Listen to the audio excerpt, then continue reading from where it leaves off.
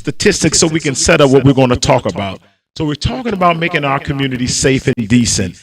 And so we're going to look at what crime looks like in Philadelphia with a focus on our community. So Philadelphia saw more than 400 homicides in 2023, and most victims look like you and I.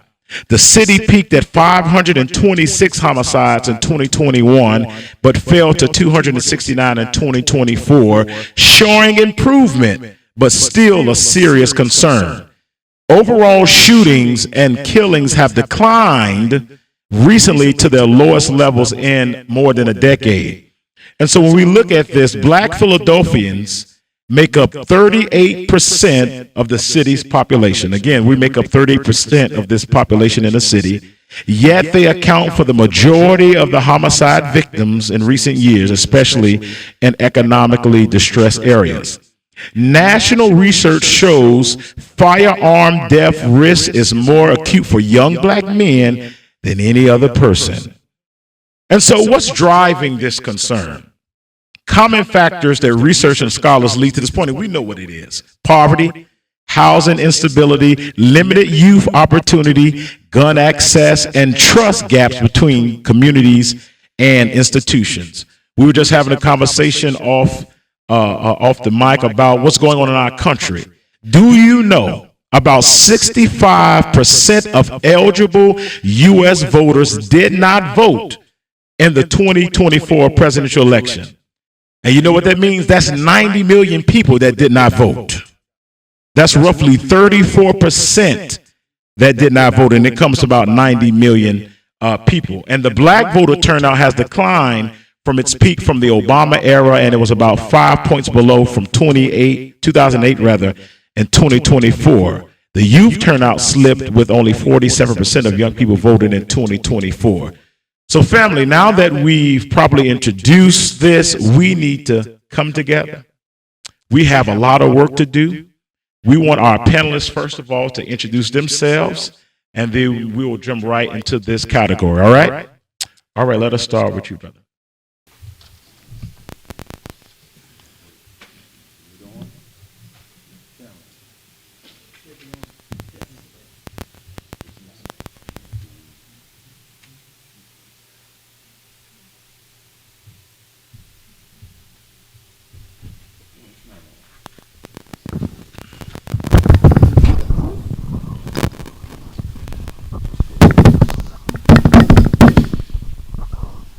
Assalamu alaikum. My name is Hugh Clark, and I'm honored to be here to be one of the panelists. I was asked by Brother Wazir, and I told him that it would be my pleasure to share some ideas and some thoughts about our community, as I will get into when we speak. We're a part of this community and very much interested in collaborating with the mosque and other community institutions to make this a better community. So again, my name is Hugh Clark. Thank you. I'm Student Minister Rodney Muhammad, a helper to the Honorable Minister Louis Farrakhan in the Nation of Islam. And since I met him, he has been talking about this very thing, the dysfunction in our community. We hope to expand it beyond just the young men in what has been called the hood. They took the neighbor off, and hopefully we can talk about a wider range of dysfunction that's going on. Right now, this government was taking from every tax dollar 64 cents out of it to buy guns, bombs, and everything. So they're not the only ones banging down in the hood. It looks like the whole globe is turning into a theater for conflict. And we would not do justice by our young brothers in the hood if we didn't talk about the greater hypocrisies that we're looking at every day.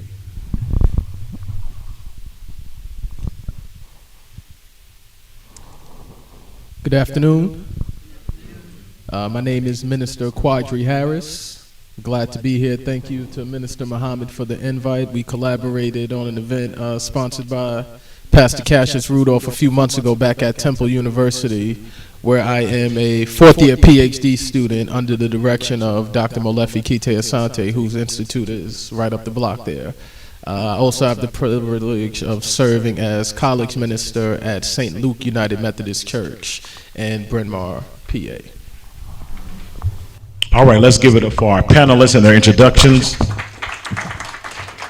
And so let's start our conversation beyond history, making our communities a decent and safe place to live. We're going to open up with Minister Quadri Harris, who will give us a conversation to begin this greater conversation about our history up to slavery. Check. No, this is not. See, Calvin, it's not on. Check. Let's use that one, brother. Yeah.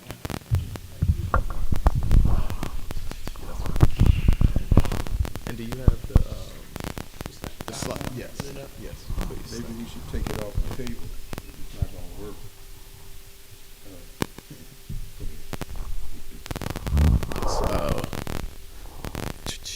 So while Brother Calvin is pulling up my visual aids on the PowerPoint that I would love to share for you, I'll just say a little bit more about my research. What I do is I look at African American Christian churches and look at the ways in which we are showing up in those spaces that are continuations of the ways that we were living on the continent, which I'm going to speak significantly more about that history in just a few minutes, but then also looking at the ways in which we are showing up in those spaces that are drawing us away from the patterns of living of how we were showing up on the continent as well.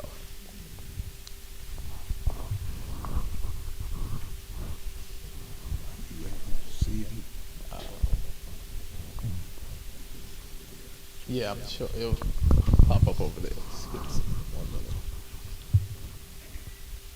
Here we go.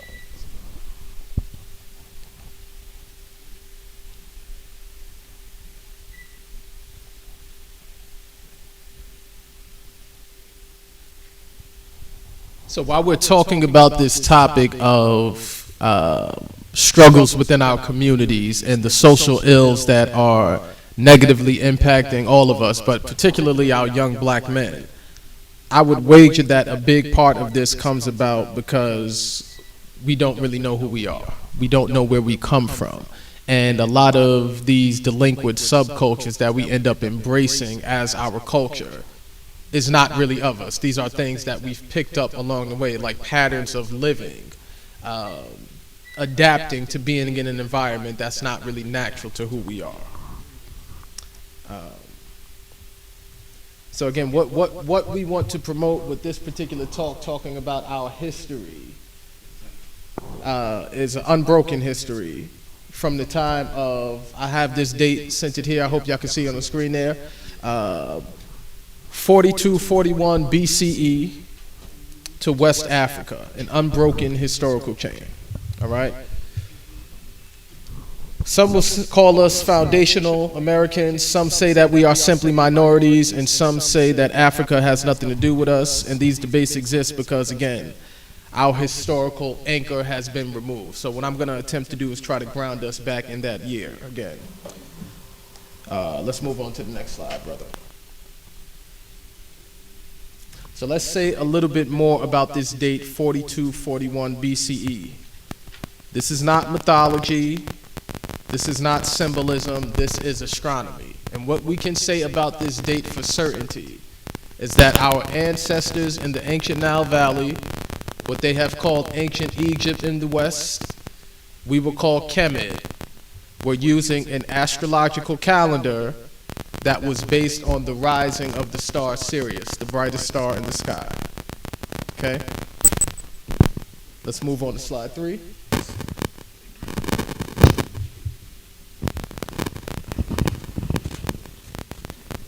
Yep. What they were able to do by being able to track the rising of this star and the flooding of the Nile River along with it was create a 365-day calendar that we are still using today. It allowed them to see how the movement of celestial bodies were dictating patterns of life here on Earth. And when much of the world, think about how long ago this is. This is 4,200 141 years before the birth of the man we call Jesus Christ. Most of the world had yet to crawl out of caves. This is our documented starting point about talking about African history. This is not about slavery. This is not about colonization or plantations. This is about spiritual science. Let's go on to the next slide, brother.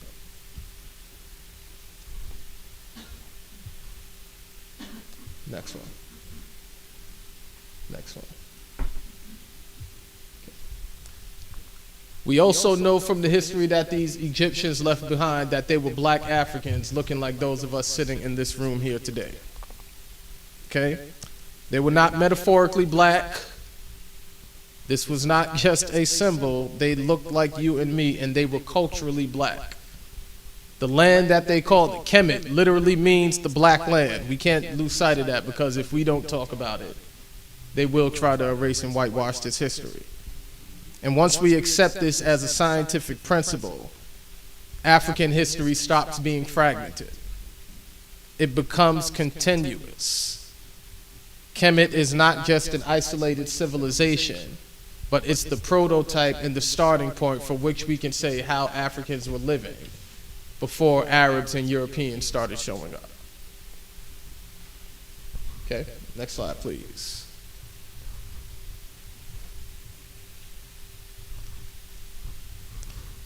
Based on this astronomy, they were able to build pyramids, build empires, and build up entire civilizations based off agricultural synchronization, them growing crops according to the rising of the sun, the sacred kingship that the Bible will go on to call the Pharaonic dynasties. But what this history was really about was living according to the 42 principles of Ma'at, or the 42 declarations of innocence. Things that tell us things along the lines of, I gave food to the hungry. I gave a drink to those that were thirsty. I provided shelter to those that needed it. I honored my ancestors. I did not curse the name of God. These were the 42 principles that were carved into these pyramids that were being built. Ethics was being institutionalized in our people 4,000 years before the birth of Jesus Christ. Where our history starts to get a little complicated is when outsiders start to show up. Next slide, please, brother. Multiple invasions into the Nile Valley lead to destabilizations of our life. They start introducing foreign ways of living, particularly ways of worshiping, that create division between men and women. The first invasion that's notable in these hieroglyphs is in 1650 by a people known as the Hyksos. And if we look into ancient African history, the Hyksos history strangely models what we see about the early history of the Hebraic people and the story of Moses. About 1,000 years after this, we see Kemet being invaded by the Assyrians. 100 or so years after that, we see them invaded by the Persians. Then the Macedonians, also known as a branch of Greeks. The Romans come along in about 30 BC, and then those last invaders are still there, currently occupying Egypt, being Arabs coming in. And again, these are invasions. This is disruptions of African history. Outsiders coming in and telling us how to live according to their culture and to their principles has been a constant destabilizing element in our history. And this is important to talk about during Black History Month, especially in this country, because it gives us a framework that this type of colonization is not new. We've been dealing with it and having to push back against it, going back at least to 1650 BCE. Okay, next slide, please.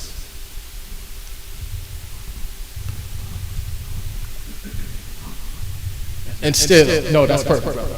And still, what we need to understand is that in spite of all of these invasions and conquering, our history continues and it persists. That was not the end of African history. What we typically see happen is that during these invasions, we see the culture and history coming out of the Nile Valley being spread throughout the rest of the continent. From Northeast Africa, southward and westward, across the entire continent. This cultural diffusion created the conditions that we know to be modern West Africa, leading right up until the transatlantic slave trade.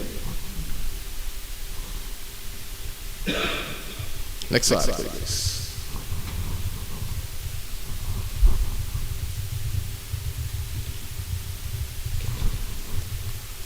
We know these things based on archaeology, chronology, and oral tradition. What do we mean by the archaeology? The bones left in the ground tells us that most of the people in West Africa in Paleolithic times, so we're talking anywhere from 8,000 BCE to 10,000 BCE, were mostly short-statured Africans. People that were typically called the Pygmy people or the Twa people in European anthropology. Modern West Africans are a result of taller stature Africans migrating from the north and east, from the Nile Valley, throughout the rest of the continent, and creating the modern conditions that we are familiar with. And again, we see these type of documented migrations oftentimes coinciding with the various invasions documented in the archives in Kemet and in the oral traditions and histories. If you go and you check the oral traditions of West African ethnic groups still on the continent today, so we're talking about the Asante people, the Akan, the Yoruba, the Igbos, definitely the Wolof people of Shekanta Giok, right? If you dig deep enough into the origins of where their people come from, their original cultural mythologies or oral histories are going to tell you that they came from the east. Okay, let's move on to the next slide.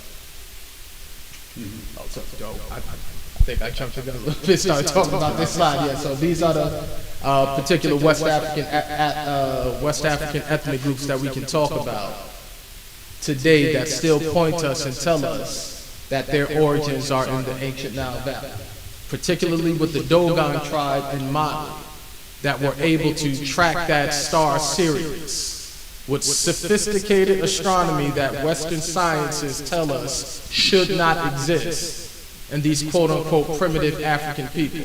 But again, we have an uninterrupted social history from the Dogon people telling us that they were exercising that same level of astronomy that we saw being used in ancient Kemet to track the rising of the star Sirius back in 21 BCE. Okay, this all collides and leads to the building of those pharaonic dynasties that left those pyramids that are still standing. Okay, next slide, please.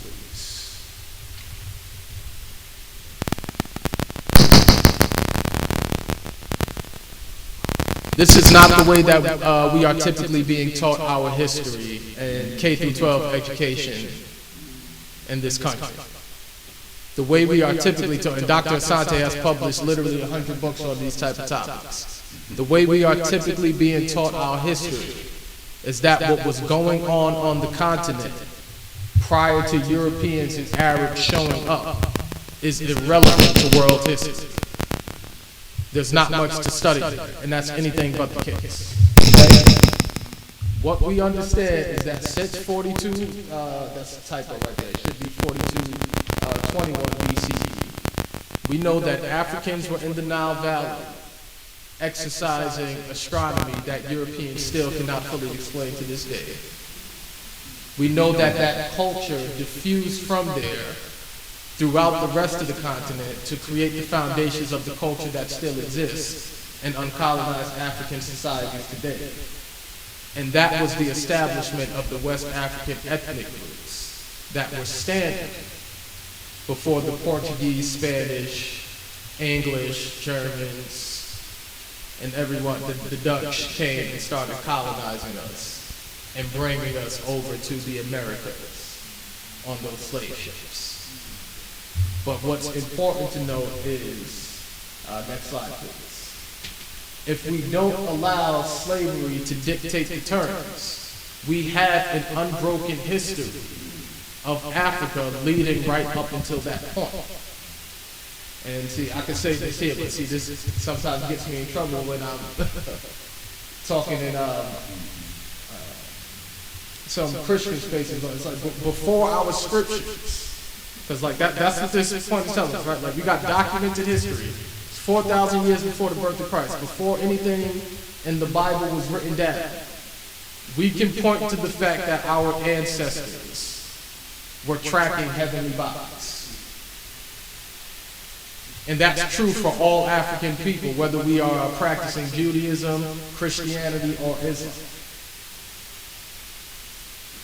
And it provides us with a foundation base to build on those relationships and not allow our religious differences to separate us. We have at least 6,000 years of documented shared history. That's enough to tap into and build into African cultural nationalism. That is based on ethics, that's based on gender reciprocity, based on pouring into our communities, and not buying into Western capitalist ideas. These are not fairy tales or mythology, that's documented history. And this is who our people have been. Not teaching this history, we see where it's leading us. And the last thing I'll say, because I think this is the last slide, right? Yeah, and the last thing I'll say, like the action step to this, the practical call is, again, not allowing our religious differences to prevent us from coalition building. Those of us that are practicing Christians, we often spend entirely too much time emphasizing shared histories and building shared ethical institutions with non-African Christians. Especially in a city like Philadelphia, where there is such an urgent need to provide intervention for our social ills. We have an opportunity to be coalition building with our African Muslim communities in a way that probably should be our priority and yield more fruit.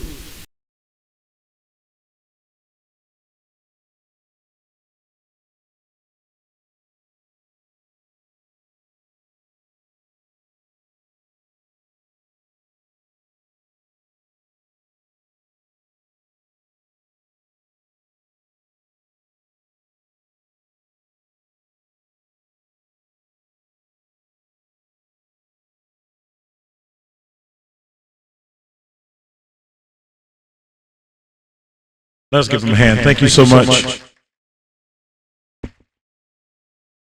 What we've heard from Minister Audrey is a powerful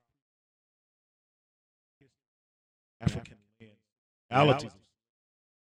Western colonized history don't get in our schools. And two, right in what he said, I used to hear the old folks say, you don't know your history, you're doomed and bound to repeat the same thing. Wrong. Thank you.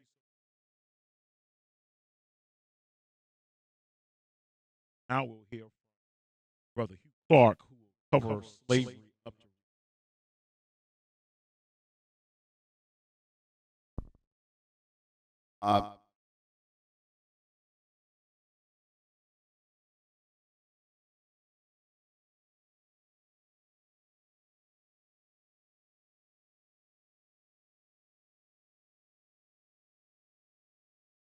I'm here as a part of the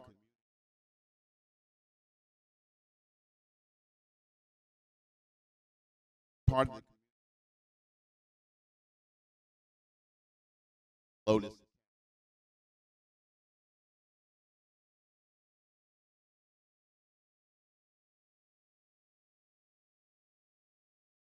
Black History Month is very, very important.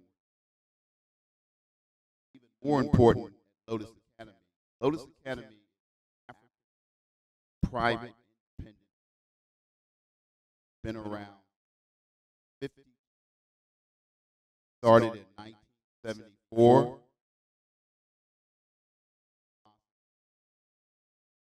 That we think that it's duty, nation, have an institution that develops within our young people academic excellence, character development, cultural. We've had some parents who have been so influential in making Lotus Academy an authentic place where young people can develop the best of what it is. Person. In fact, one of our former parents, Rod, 2 sons attended Lotus Academy. So, this is Black History Month, the last day. A lot of people are not aware that Black History Month is relatively new. Started in 1932, created in 1932. Dr. Carter G. Woodson, who was an absolutely brilliant man who understood that one of our biggest problems, a lot of problems in our community, one of our biggest problems is that we're subjected to an educational system that is not designed to make us the best of what it means to be a black person. It's designed, in most respects, to make us the worst of what it means to be a person. And so Carter G. Woodson wrote a book back in the 30s, which was just earth-shattering in terms of the insights that he brought in the book. And the book is called The Miseducation of the Negro. And one of the things that's fascinating with us at Lotus Academy and those people who are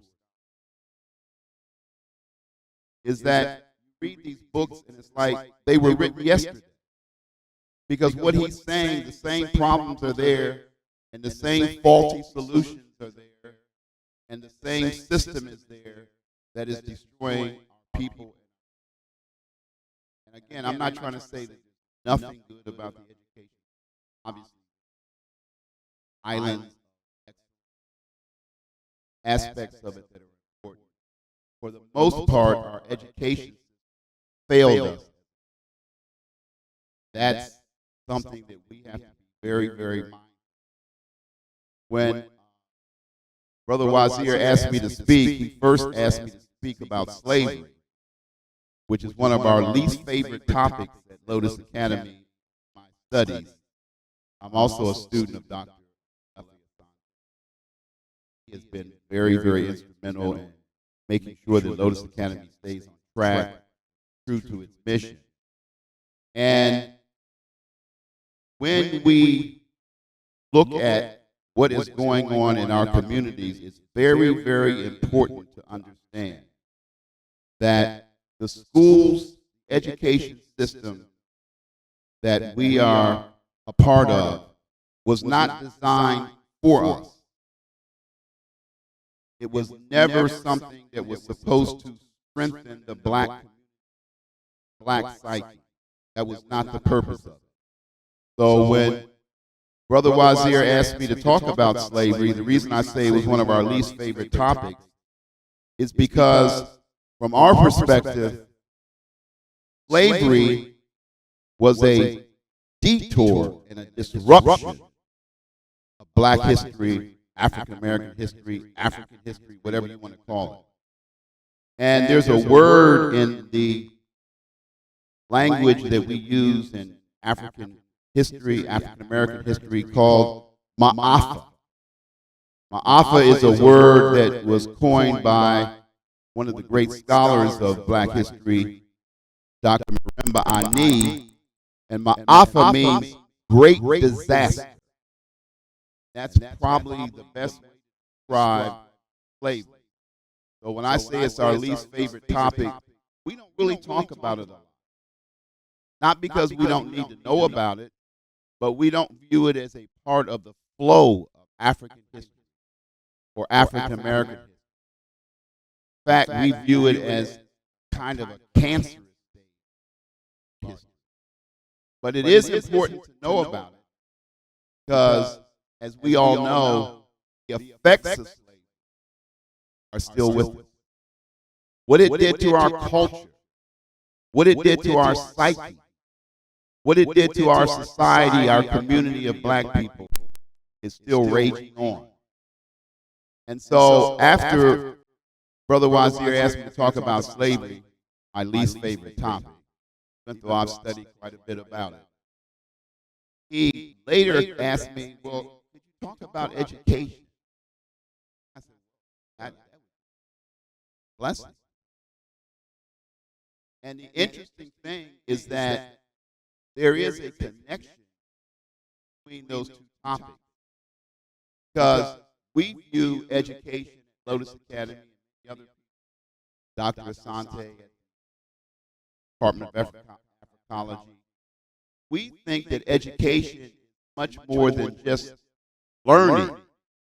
Education in our community also has to be about healing, meaning that our schools and our institutions of learning have to accept the fact that many of our people are not healthy.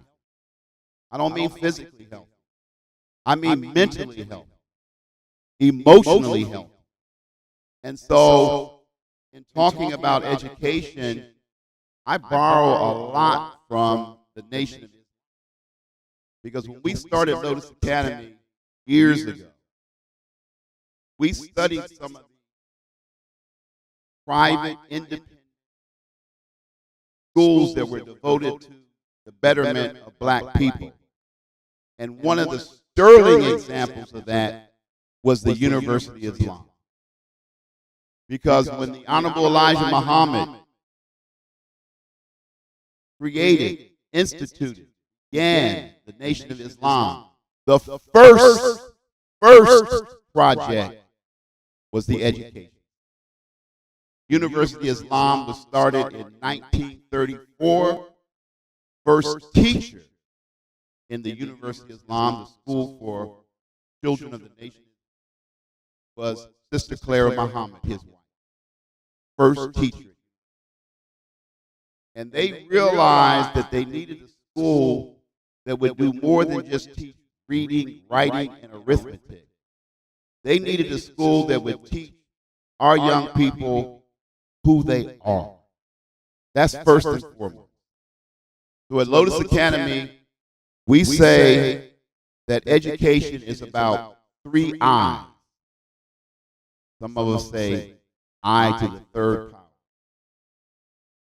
You cannot have education, I don't care what kind of school it is, unless you start first and foremost with identity. You have to teach from the earliest possible age. We started 3 years old. You have to teach knowledge of self. Because you can't learn anything, and you certainly can't do anything with it if you don't know who you are. But at Lotus Academy, we also realize that as important as it is to teach knowledge of self, we have to teach love. Because one of the byproducts of slavery, which lasted from, they say that slavery started, you really can't put a date on it. Slavery started in the United States of America, 1619. There was a privateer called Pirate, called himself the White Lion. He brought 20 enslaved Africans to Jamestown, Virginia in 1619. And historically, they say that was the beginning of slavery, at least in the United States. And then, of course, it raged. And one of the reasons that we don't like to talk about slavery in our school and our studies, because the adults also have studies, is because it's really about the horror of what the Europeans did to our people. But one of the things that we do teach when we talk about slavery is how the spirit of the African man and woman could not be destroyed. It could be damaged, it could be diluted, but it could not be destroyed. So slavery started historically in 1619, raged on till these facts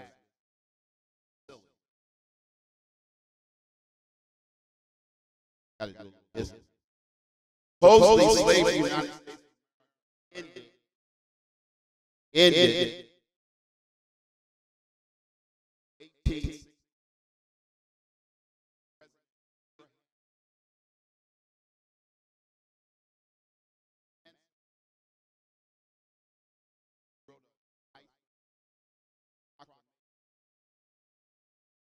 All the slaves are free.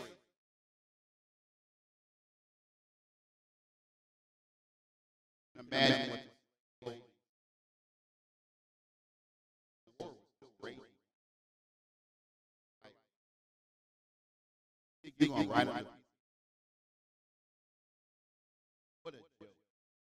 Of course, slavery raged on, war raged. Finally, summer of 1865, Confederacy, Southern states, slaves, it's slavery.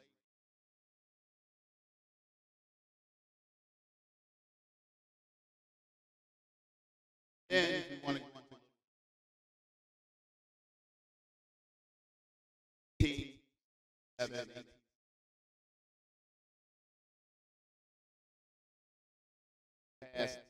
13th Amendment, meaningless, but they passed.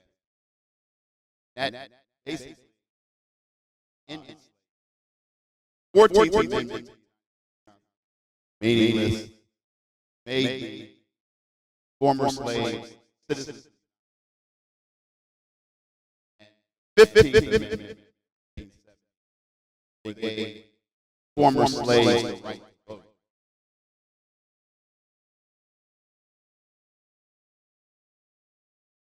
Talk about the history.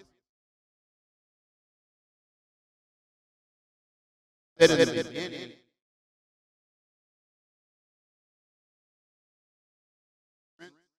we brought out African.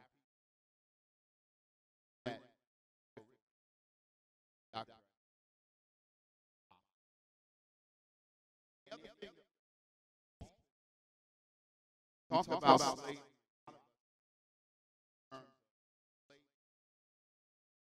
Southern states. Social studies.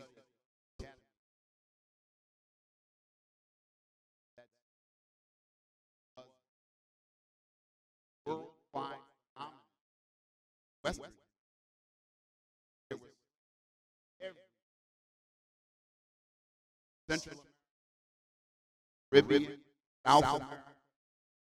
In fact, biggest slave trade like Brazil, Cuba, massive. And so slavery was not just American. It was a problem in West. So I'm going to talk about the history of forced migration. Our people,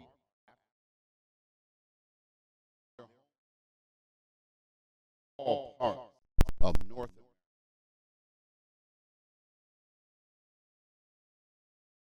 That's right.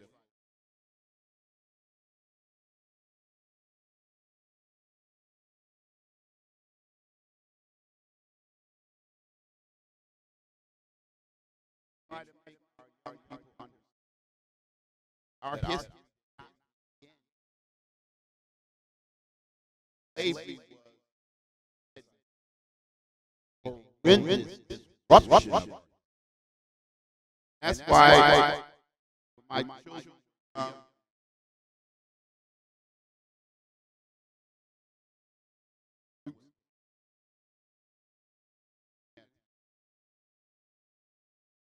I wouldn't let them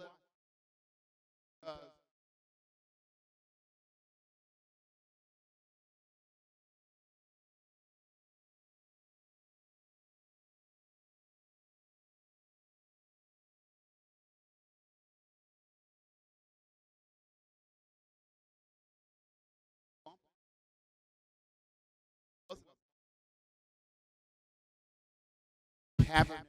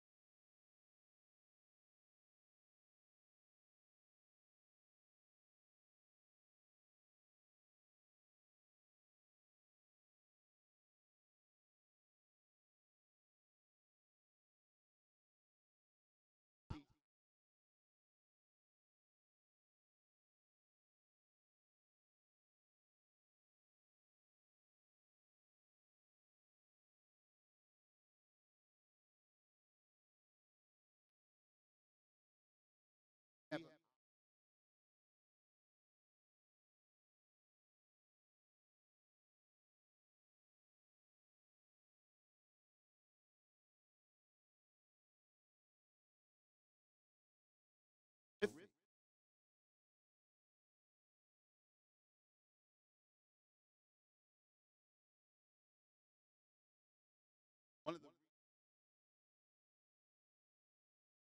most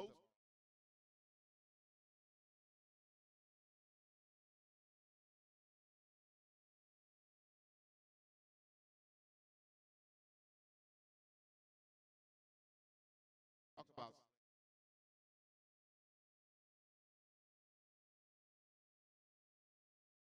99.9 slaves Africa. 99.9% of the slave traffickers were European.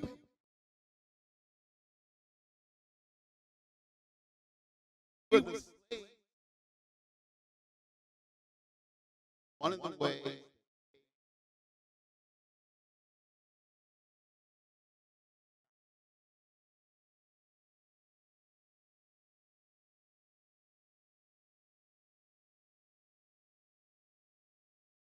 want to make have to teach to hate everyone. We talk about all this community violence, whatever. We're talking about people who look and till we can get a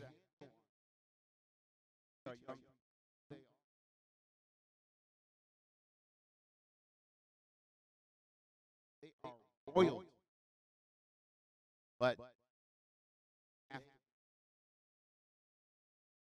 they are the throne. As long as they think that, not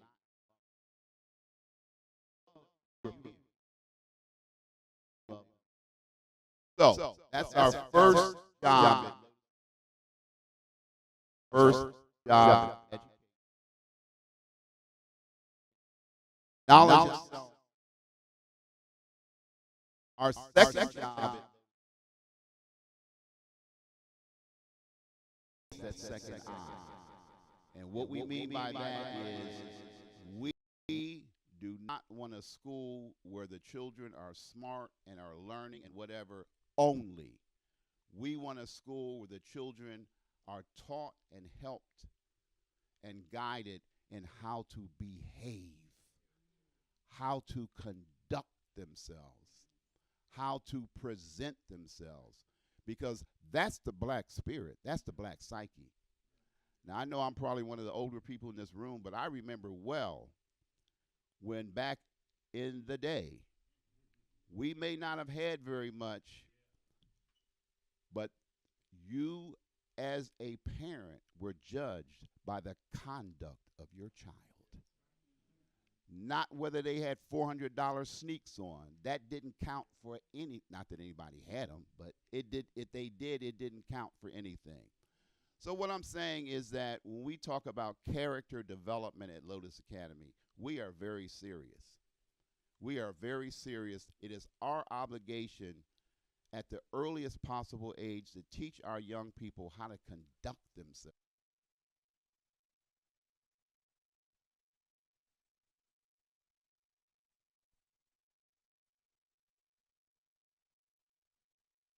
Black girls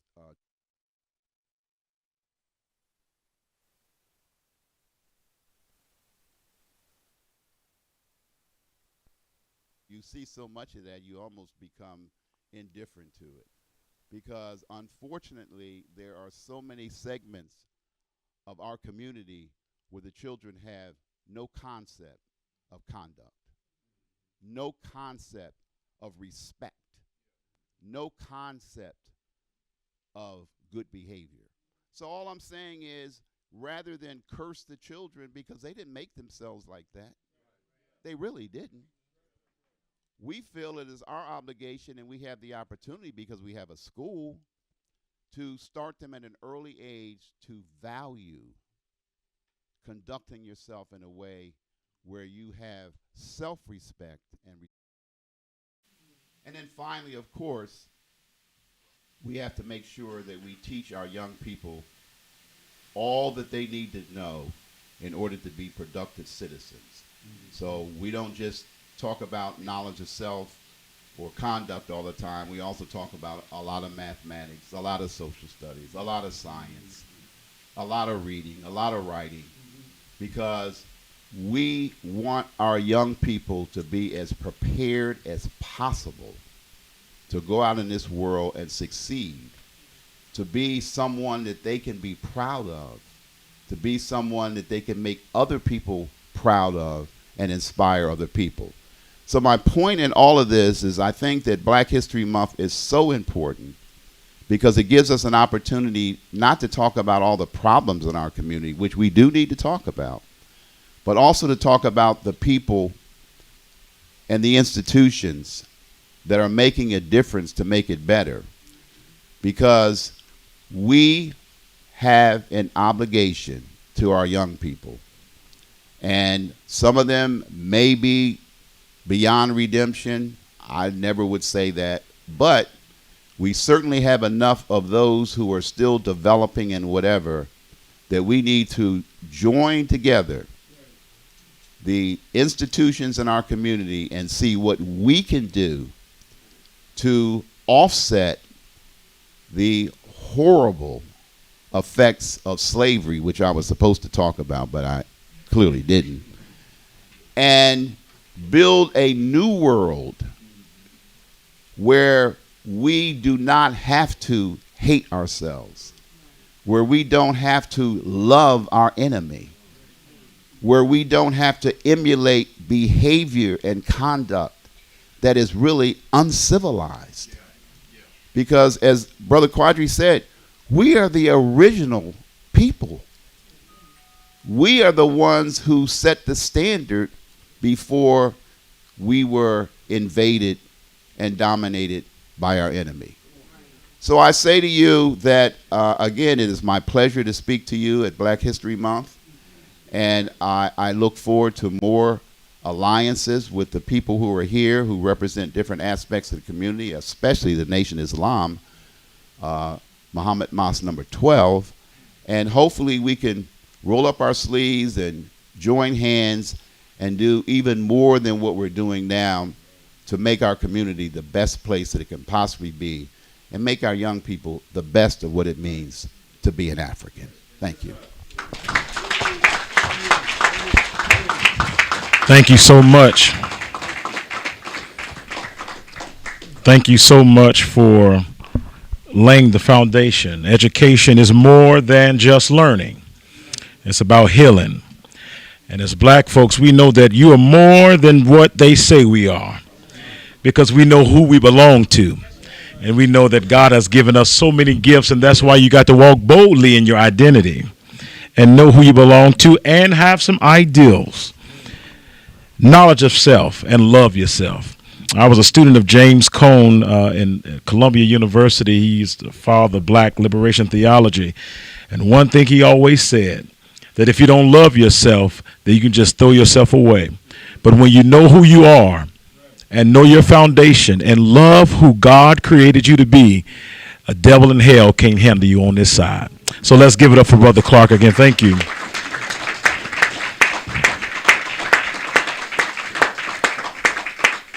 Next, we'll hear from Minister Rodney Muhammad, who will give us a talk on Reconstruction to Present. Yes, in the name of Allah, the Beneficent, the Merciful, we thank Almighty God for all of his prophets, bringing his unequaled truth. He is the source of that truth, and we thank him for all of his prophets from Abraham to Muhammad. And by the way, we were always taught by the Honorable Elijah Muhammad that all the prophets came from the black nation. Yes, sir. That you have to understand that when they got to the Honorable Elijah Muhammad and the Nation of Islam, it absolutely turned upside down the religious teaching of white America. Yeah. And I say that from the documentary that they have out on the black church in the United States. Yeah. But of all of that, we thank Allah for intervening in our affairs now in these last days in the divine person of Master Fard Muhammad, to whom praise is due forever. We can't thank him enough for his wise choice in the most honorable Elijah Muhammad. And I believe that we all can be in agreement that that man did not fail us. All right. All right. The most honorable Elijah Muhammad and his teacher have given me the man who I am eternally indebted to them for today, and that's the Honorable Minister Louis Farrakhan. Oh, yes. And so, with that said, I want to say before I say anything else, I really want to thank Brother Rodney, who works with our regional student secretary, Brother Lance, for this brain trial and having the thought and the vision to do something like this. We always want this to be a community room outreaching to our brothers and sisters. We are not trying to be exclusive. We're not trying to be isolated. We certainly don't want to be alienated, all right? God didn't come to divide us. We were already divided when he came. He came for the gathering of his people, we are taught. So, but I wanted to say that the Honorable Elijah Muhammad, of the many things that he said and taught, he said, in all thy getting, and I put emphasis on the word all, get history. And he said, because history is most attractive and is best qualified to reward our research. If we know who we were, then we know who we are. If we know what we did, we should know something of the possibilities of what we can do now. And if you know who you are and you know what you did, then the Honorable Minister Louis Farrakhan said, then you should know what to expect of yourself. One of the softest, most quietest blows of white supremacy is to create for the Negro mind an atmosphere of low expectation. As long as you don't expect much from yourself in your churches, your mosques, your schools and everything, all you're going to do is just do enough to get along. But what we are in is in a kind of warfare that demands everything from us. And that's why when God came, he gave everything. The Honorable Elijah Muhammad taught us, as you learn history, understand that the earth is a symbol of the nature of the original man. If you want to know something about your nature, study the earth. When Prophet Muhammad said God was one, a black man stepped forward to be with him named Bilal, a black Ethiopian. And the Honorable Minister Louis Farrakhan reminded us when he heard God was one, Prophet Muhammad wasn't introducing him to something, it was reaffirming to Bilal what he already knew. And that's what made him join up with Muhammad. But the Honorable Elijah Muhammad clearly said in his lesson plan, earth is the home of Islam. And so the nature of God is you have a better picture of it with the earth. The earth is incredible because of the things that are on its surface are not nearly as precious as the things that are deeper in it. And so it is with our nature. The things we're looking at now, they're just on the surface. But when we go deeper into the nature of the original people, of all that the Honorable Elijah Muhammad's wisdom from God has done for us up to this point, I'm still standing in the kindergarten of his wisdom. We have not even begun to deal with the new books that he told us were already written, and that there would have to be certain things taking place. But one of the things that I talked to Dr. Malefi Asante about, and we've always wrangled over spots in history, because he was, I love that man. He studies, and he uses what he studies to fight back everything that he feels is trying to keep our people illiterate. Not make them illiterate, but keep them there. But I reminded him that it was a Muslim that popularized the term black in America. Nobody taught the Honorable Elijah Muhammad that we were the black man, the original man of the earth. You know, the reverse was, because in the 30s, no one wanted to be called black. And if somebody called you black, that was fighting terms. We were called colored. They had other derogatory, disparaging things to call us. But the term black came from the Honorable Elijah Muhammad. We should be clear on that. And when black started being used, the white man started finding something else to divide us on. He came up with the word minority. So Black Journal became Tony Brown's journal. Black Star, they named it another kind of star out of Baltimore, but these shows that were showing us as black people, we were uniting under the umbrella of that term. And so one thing that Dr. Malefi Asante and I certainly agree on is our history is under attack. And I mean more than just taking down some panels down at the president's house. The Honorable Elijah Muhammad, after popularizing the term black, said he would not rest until he took away Mr., Mrs., and Miss and replaced it with brother and sister. He said this is the proper way for us to approach each other. And I think we have to agree that brother and sister has, it has resonated in the black world.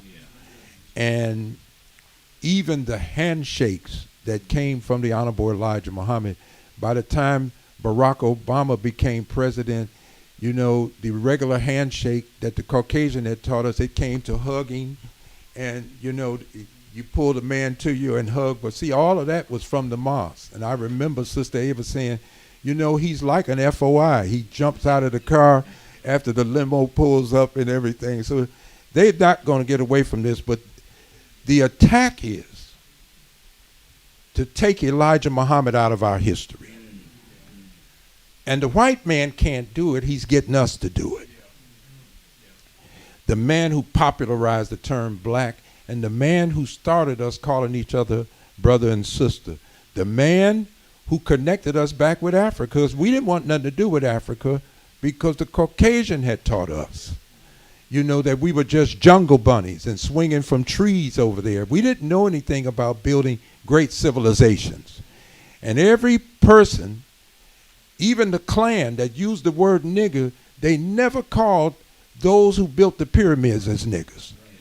And that's why the Honorable Louis Farrakhan said, if you want to kill the mind of racists and white supremacy, it can only take place through black excellence. And you can't get black excellence when you are working with low expectations.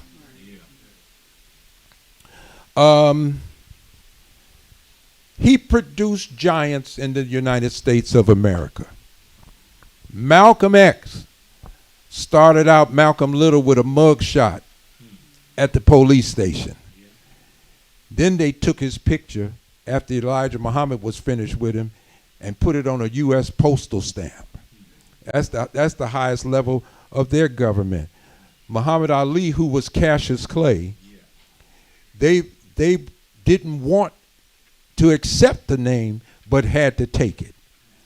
And then this man was able to go to a world that never watched sports, but because he wore the name Muhammad Ali, the Muslim world opened their arms to him. Naim Akbar, great thinker and author today, who was Leroy X, but anyway, Luther, that's what I mean, Luther X. But this man is brilliant in the world of psychiatry, but he will never tell the world that he did that on his own. He reminds them of the Honorable Elijah Muhammad. James Baldwin was influenced by the Honorable Elijah Muhammad. Amira Baraki, Alex Haley. And Ebony Magazine took out, with the assist of 19 historical experts, to talk about the 100 most important men in history. And they made sure they kept the name of Elijah Muhammad out of there, and they certainly don't have Minister Farrakhan's name in there. So the minister said, and now I'm obliged, we will hunt you down, and we will drive you from every stage, and we will make so much damn noise about you exalting the students of the Honorable Elijah Muhammad without mentioning their teacher and their maker. And black America is doing themselves a disservice.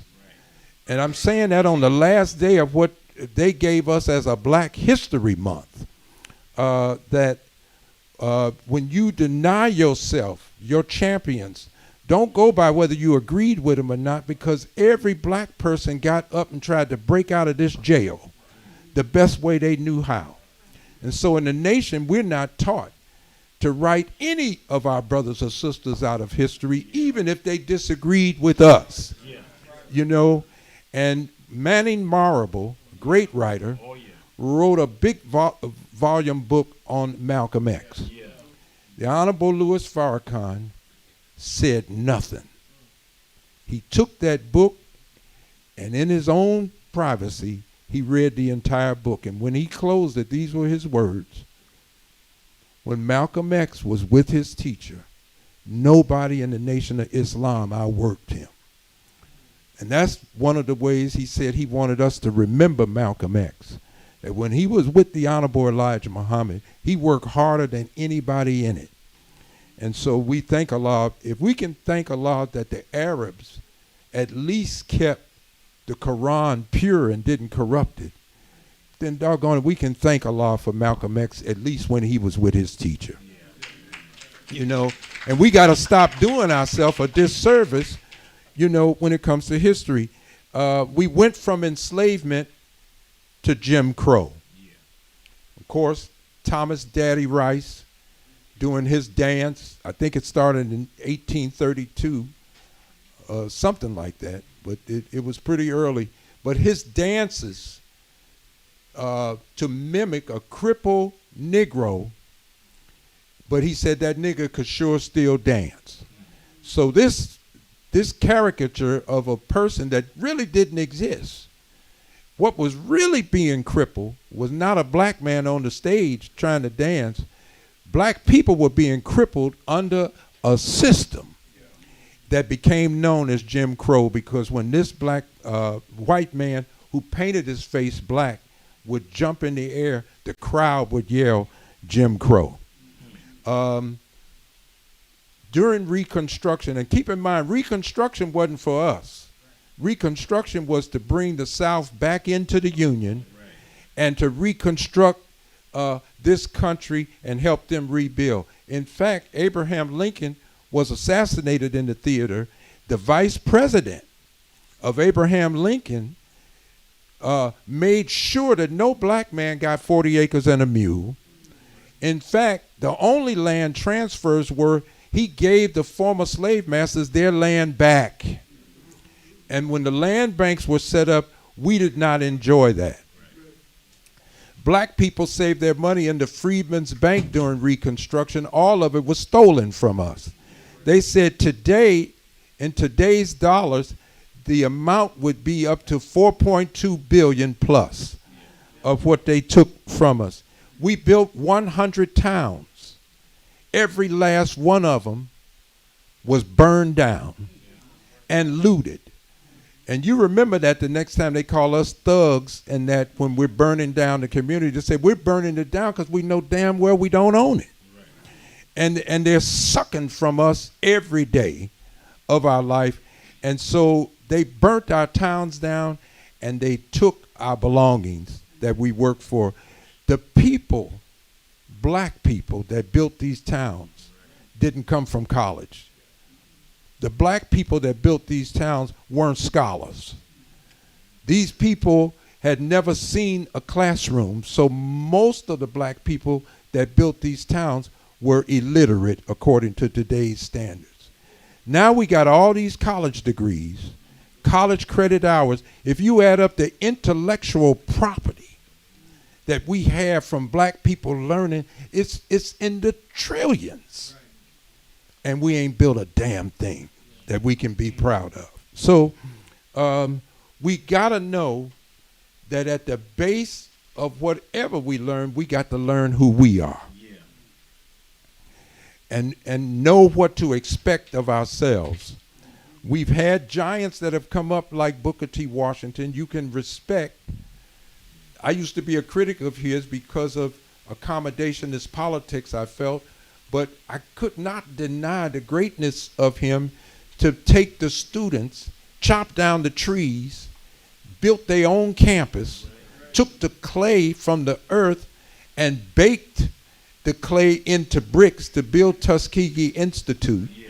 And even before the Nation of Islam had its pause in 1975, the Honorable Elijah Muhammad was in talks with the administration of Tuskegee to purchase the whole campus, because it was more than reading, writing, and arithmetic. It was more than literature and everything, but we were learning how to take land and begin to build something for ourselves again.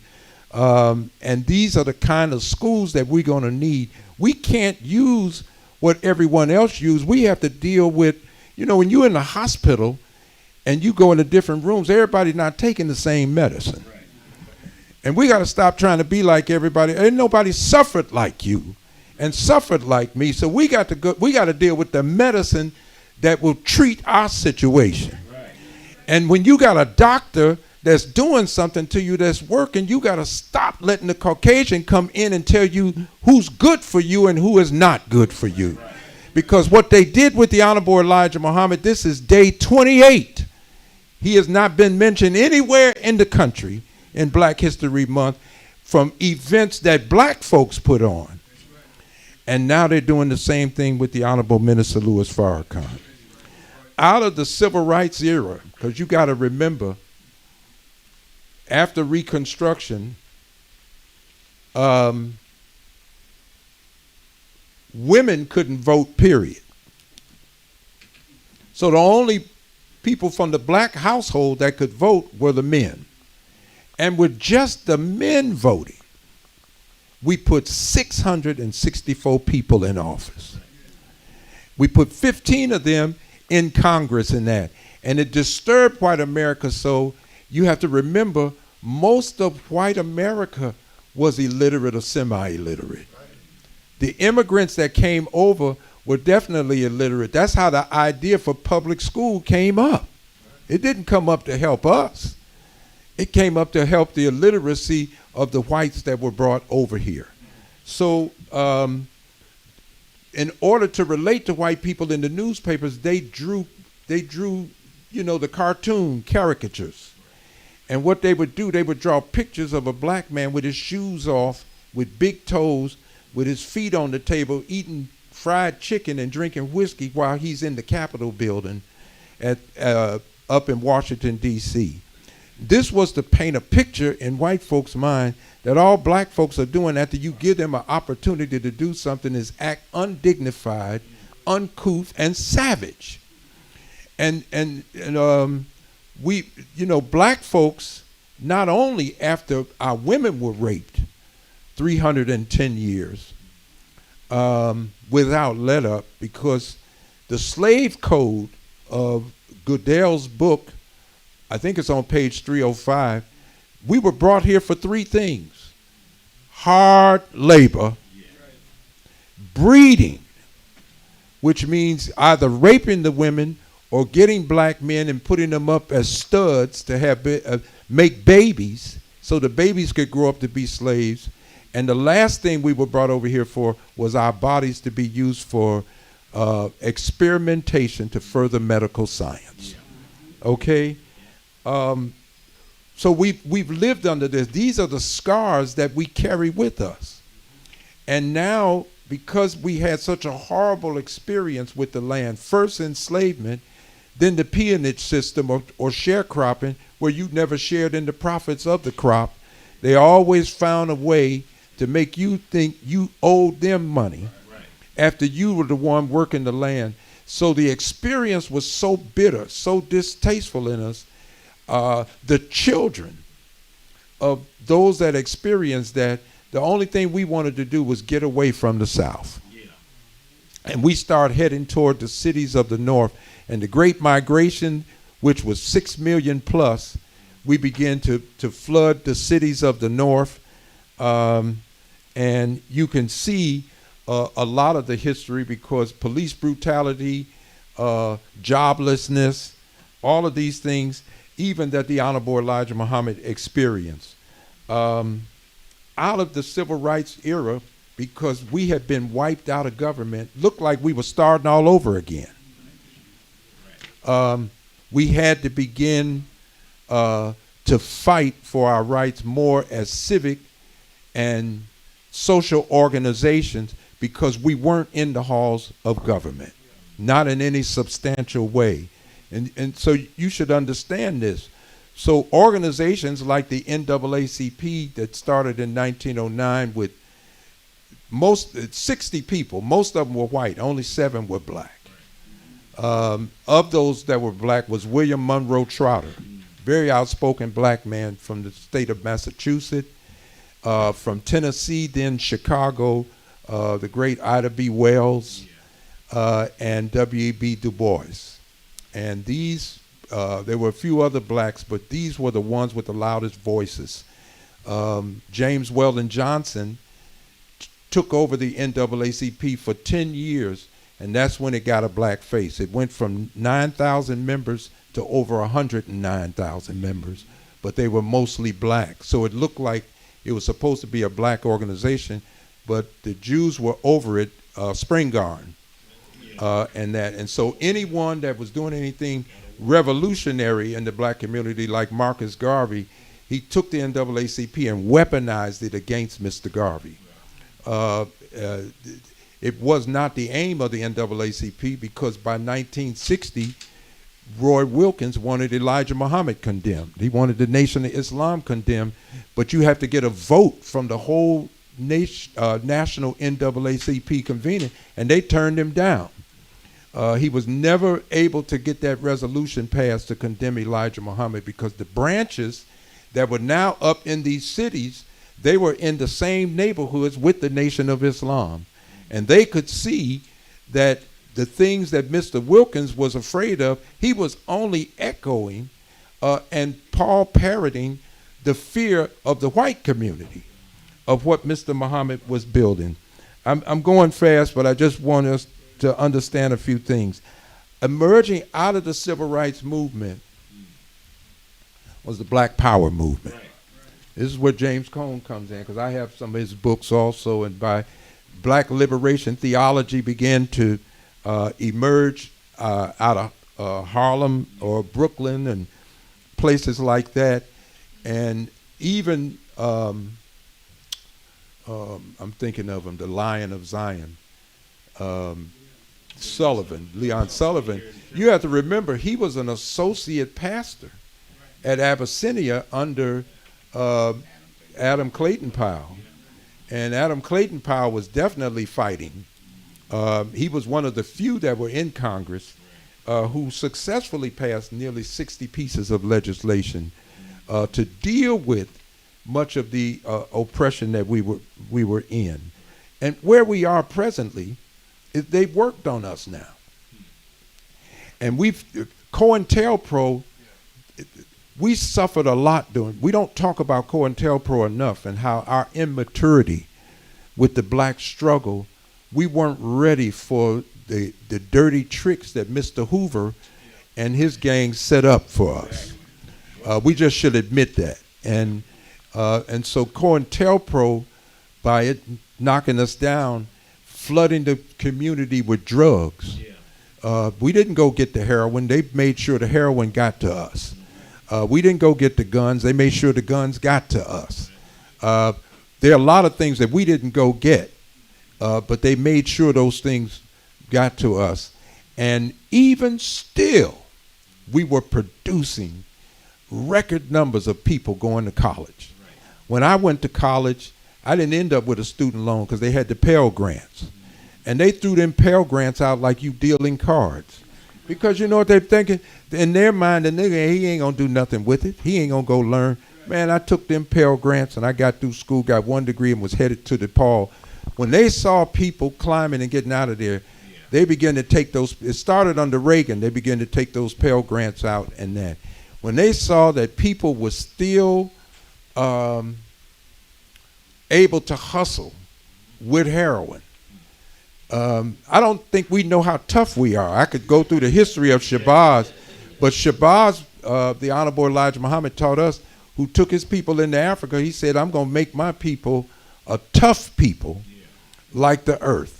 And the earth is tough. Have you ever seen the big forest fires burn everything? It's earth scorching. But you come back 5-6 years later and all that stuff is growing back like nothing ever happened. That's us. They hit us with whiskey, moonshine. They hit us with everything they could find. They even took all the crime from us, and we went inside of ourselves and came up with numbers. You don't need an inventory to do numbers. And they called it nigger pool. And I got the book at home, To Kill the Dutchman. And it's got books in there of how much Big Joe Eisen and others were making a day right there in Harlem with them nickels and everything coming in, because everybody was playing a number. And, you know, black women have dreams. They're in touch with the Creator. And they had dreams. And they would be saying, that's why you saw the Malcolm X movie, I saw it in a dream, 5, 5, 5. White women don't have dreams. They don't have that. But you know what they do? They sell you dream books. They sell you 4-leaf clovers and everything. So they got all that down, right down at the store. You can run down there and get it. And so where we are now, we've taken a big setback. And I'm not talking about the drugs. I'm talking about the culture. And how easy it is to kill each other now. And the things that are away where we're devoid of knowing what's respectful and what's disrespectful.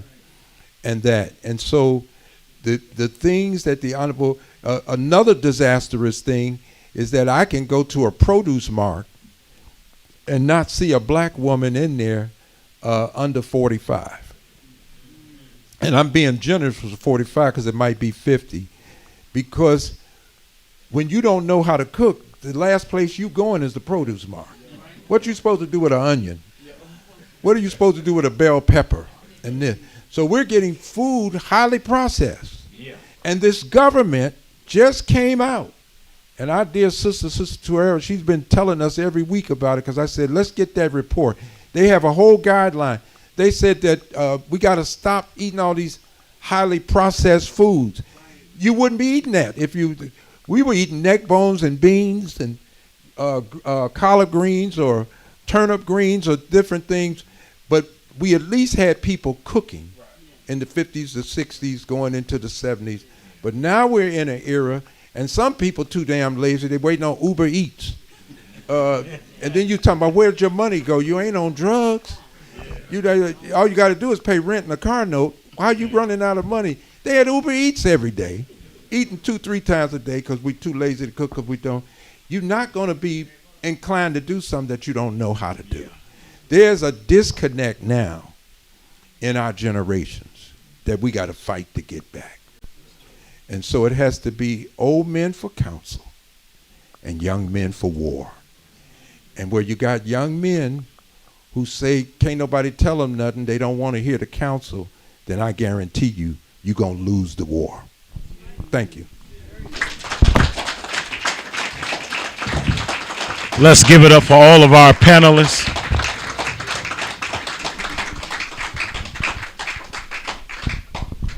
A lot has been said, and all thy getting, get history. Yeah. And we know that the earth is the Lord's and the fullness thereof, and all that dwell therein. And so we've heard from our panelists, giving us the history, giving us the foundation of our people. We're a mighty people, y'all. My first question for us before we bring up our next group of panelists is this. We've been talking about identity. Somebody say identity. So my first question for our panelists is this. Where do we go from here? Where do we go from here? What does our history mean for us? And how can we build better communities knowing where we come from? Let's start with Brother Hugh.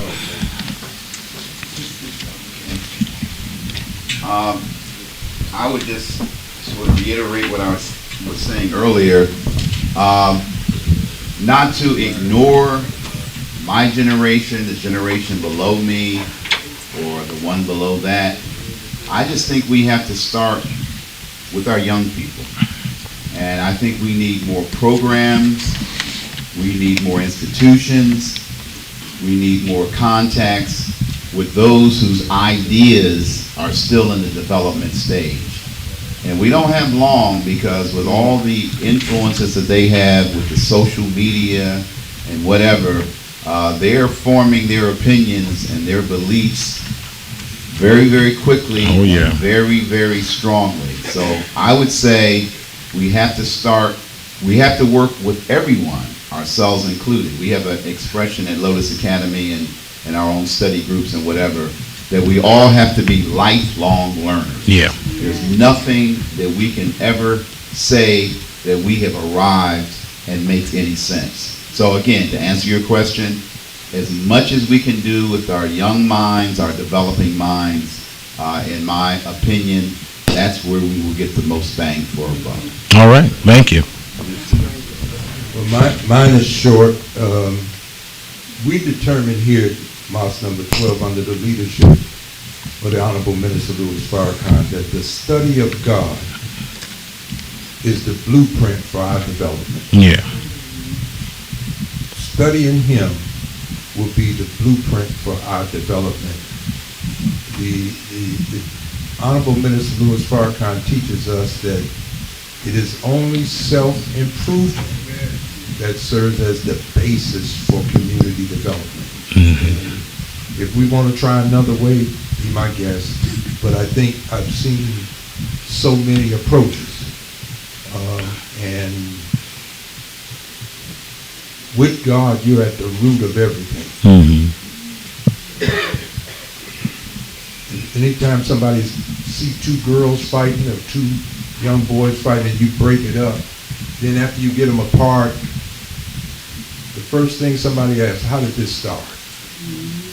So when you're talking about working with root knowledge, that you're getting an answer to how did all this start?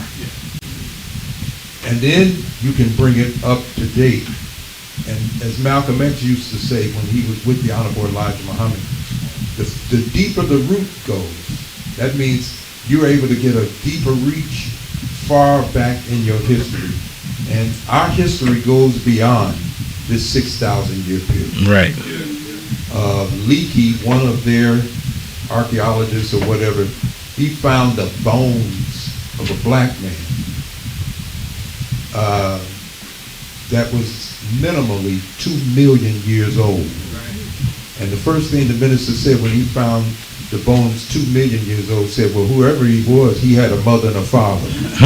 So that's how far back we go. The Honorable Elijah Muhammad took us much further back than this 6,000-year period. And as long as we keep ourselves in the cage that our enemies have made for us, they'll always win the argument. Yeah. But I can tell you, John Henry Clark and others, they went much further back than this 6,000-year period.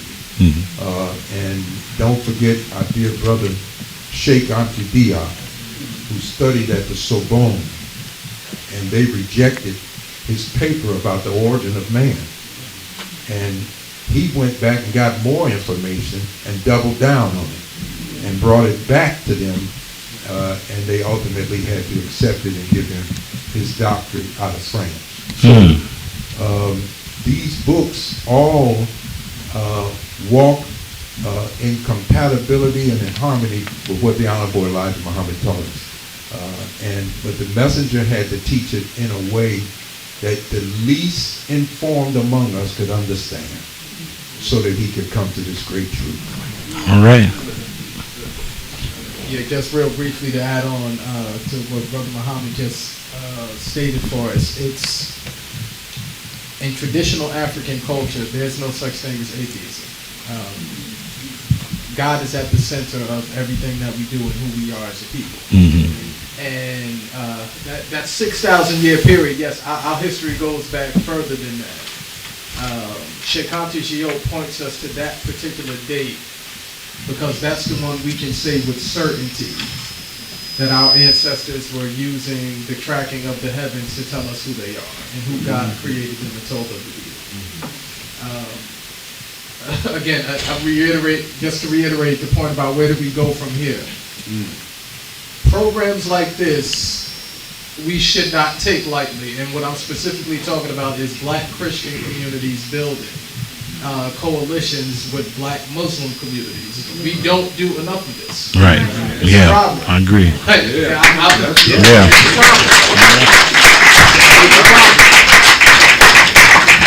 And again, what I stated before is expressing myself as a Christian minister. We are oftentimes spending our time, energy, and money coalition building with non-Black and non-African Christians. Right. One of the things that we can do to immediately start rebuilding our communities is shift that time and shift that focus into what we're doing here right now. All right. Thank you. So I have a two-part question, and it goes with what we've been talking about, and I thought about this when Minister Muhammad was speaking. You talked about self-improvement. Yes, sir. So this two-part question is for the panel, and you can begin, Minister Muhammad. Self-improvement, where does it begin? And then the second part of this is that slavery as we know it went beyond the plantation. One would say that slavery of the mind was very much worse. How do we transform our mind?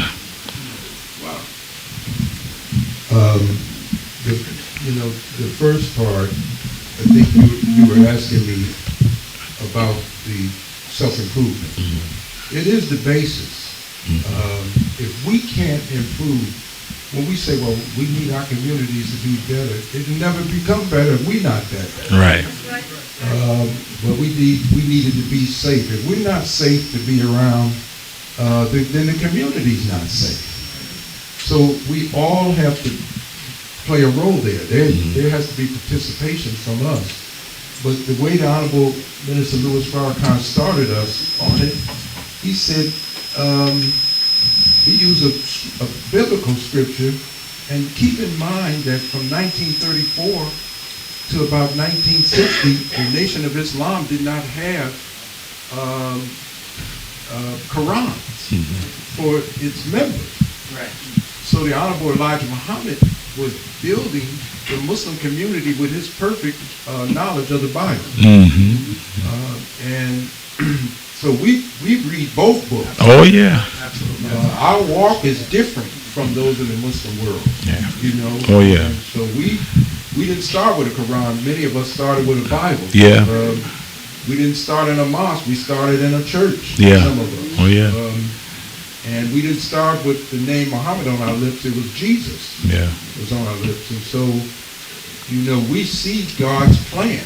He's using a people that has walked in both lanes. Yeah. To bring two worlds that we can see don't know how to come together. Oh, yeah.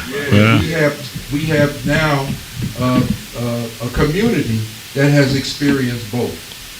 So it's magnificent to see what the potential is. Oh yeah. But I don't think that if I get to the other part, you're just asking how is it done. Yeah. Yeah. What's some practical steps to transform the Now mind? you know what? I can take care of that right away. You need to get the self-improvement study course. Yeah.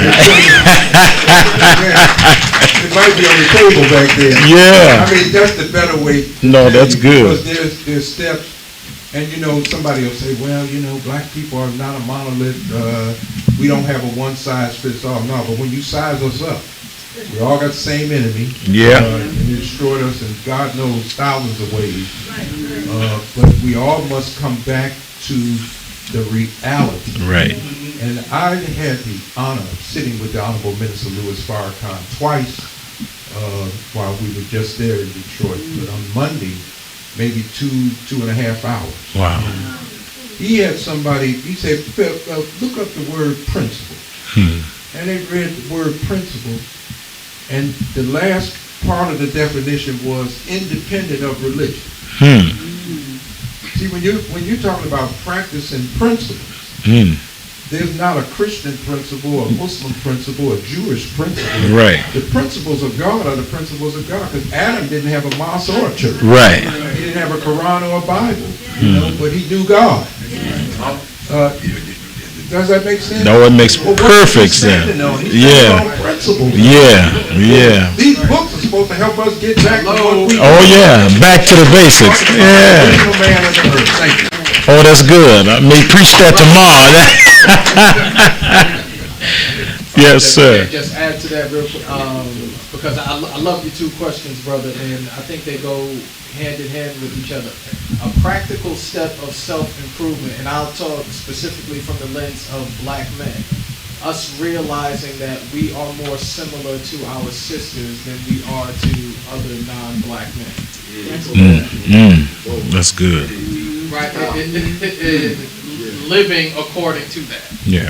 And according to those principles, understanding that we are two equal halves of the same divine reality, as opposed to being at odds and in opposition with each other. And again, I think that comes right back to the mental enslavement of allowing colonizers to tell us how we have to interact with each other, which also does include, our sisters thinking that they're more like non-black women than they are like their brothers, right? So that shift in understanding of ourselves, that shift in knowledge of ourselves should lead to practical ways of how we are interacting with each other in our institutions, particularly with all these gender wars happening between black women and black men right now. So love hip hop, so I was out of order. And brother. Oh Lord. Okay. And then our final question for this panelist. Our culture, as Minister Muhammad said, has taken a big setback, and we know that when it comes to culture. How can we reclaim our culture? How can we reclaim our culture? I'll say the Honorable Elijah Muhammad said it grows out of knowledge. We believe that civilization is knowledge first, wisdom, right, understanding, and then culture. Yeah. So out of a knowledge, a body of knowledge that we're feeding from now, and the wisdom that we're being raised into. And the minister said, what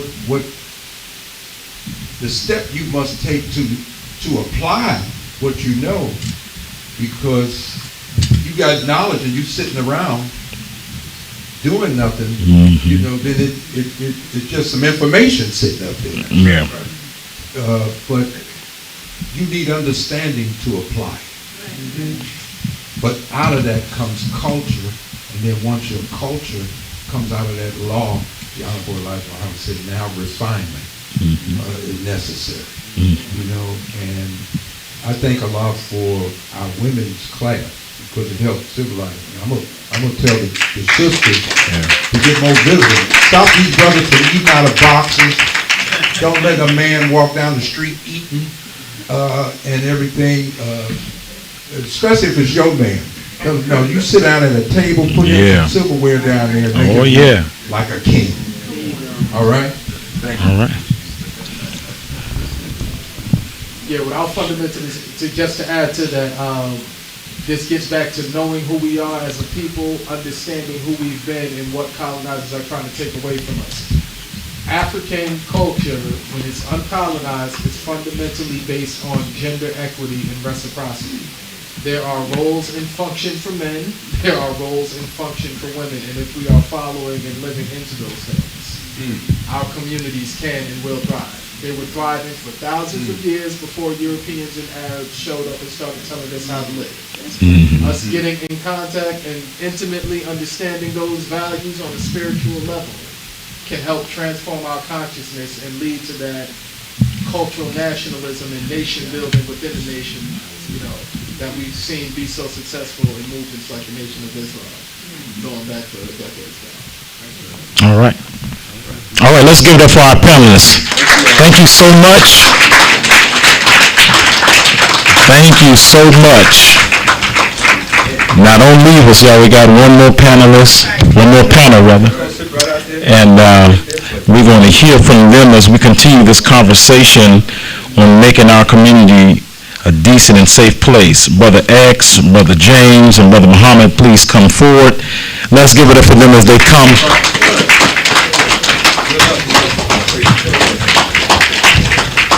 Thank you so much.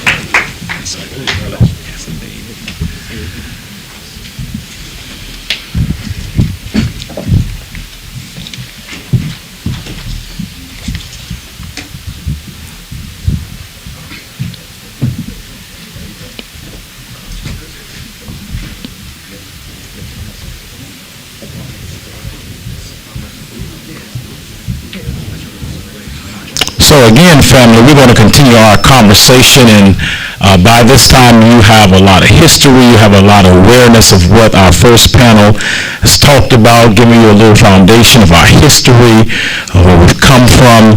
And we didn't just gather to talk, but we came to actually wrestle with where we should go from here. Because if we are honest, our communities don't need more conversations that end with applause.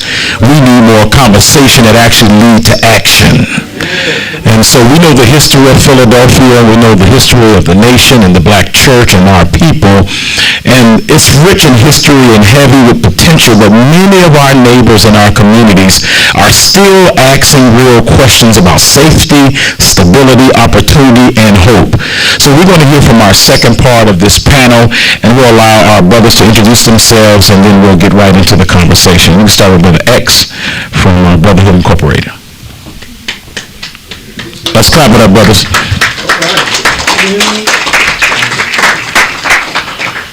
Assalamualaikum. Peace be upon you. My name is Brother Jabril Yusuf X, and I'm the founder of Brotherhood Day Incorporated.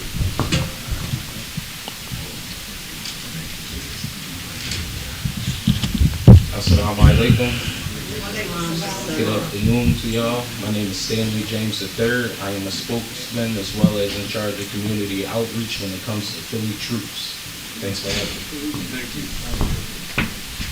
Assalamu alaikum, family. Happy Savior's Day. Oh, yeah. Ramadan Mubarak. Rahim. I'm Brother John Muhammad, founder of the youth organization GANG. It stands for Going After the Next Generation. We've been working for the last 20 years in the Delaware Valley, New Jersey, New York, dealing with the so-called hood, the hardened criminals, the gangbangers. We're honored to be here and share with you some wisdom that we can share with each other to make our community a safe and decent place to live. Thank you. Thank you so much. So kind of piggybacking off of our first panel, I want to start with you, brother, because you mentioned going after the next generation. And we know that this generation has so much potential. I think it was Brother Muhammad that talked about how back in the day they didn't have as much as we have today. I mean, we have phones, we have internet, social media. So when we talk about this next generation, some of them feel devoid of their elders. We have some knuckleheads, as we know, and those think they know it all. But brother, how can we really get to the next generation? What ways in which that you do in your organization really get them, sit them down and let them know the history and let them know that they are somebody? Thank you, my dear brother. I forgot to add, I'm a new author, family. All right. Yes, sir. And it's based on it's called Do You See Me Now? The Cry of Black Youth in the 21st Century. Wow. It's based on the African proverb, when a child does not get the love of the village, he will burn it down to feel its warmth. Wow. Our young people are crashing out. And they're crashing out, and my cover is me as a young, it's not a picture of me, but it's me. Wow. It's a young brother crashing out and a dad with his back turned because he was too busy. I love my father, but my father was not there for me growing up. And so our young brothers today are in such an emotional turmoil that I felt a need to put in writing some of the experience that I've had as a follower of the Honorable Minister Louis Farrakhan, working for you for 20 years. And I came up with the acronym GANG, going after the next generation, because when the Bloods and Crips hit Jersey in the 2000s, they hit us hard. In every city. And I just had to figure out a way to reach them. So to answer your question, my brother, I have a chapter called Youth versus the Elders. And I wrote in there an incident that happened. I was on the corner with the Final Call one day, and an OG, well known in the community, he came by and his face was knotted up. Patrick, I'm looking, OG, what's good? What happened? Brother John, the young boys around the corner at the deli jumped me. We called it the deli. And I said, they jumped you? Why would they jump you? Listen to his answer. I don't know. I walk past them every day when I go to the store. I don't say nothing to them. I said, oh, gee, that's why you got jumped. Our young people want to be seen and respected. You are the adult. Right. If you would have walked to the corner store and said, how you doing, little brother? What's your name? Who's your mother? Who's your father? Right. Now you are identifying with them. Now when you walk past, oh, that's Mr. Jones right there. Right. But every time you walk past our young people and don't speak to them, you deny their humanity. And when you deny the humanity of our young people, we're going to pay a price. So today the elders are scared of the youth. Right. And the youth don't respect the elders because they know you know better. You are the adult. But if you don't reach out to our young brothers and touch them, you're going to pay a price like my OG did. So there is a divide among the youth and the elders. We got to bridge that gap, those of us in the middle. I'm not an OG yet, but I'm not a youth. But we got to bridge that gap. And last thing, I'm in a classroom with young brothers, and I say what I always say, honor your mother and father, brothers, that your days may be long. This little brother said, man, F my mother in front of everybody. And he was dead serious. Now I'm looking like, oh. He didn't have no, please. He said, my mother chose drugs and men over me. My mother chose drugs. I want to eat. She in the room with this nigga.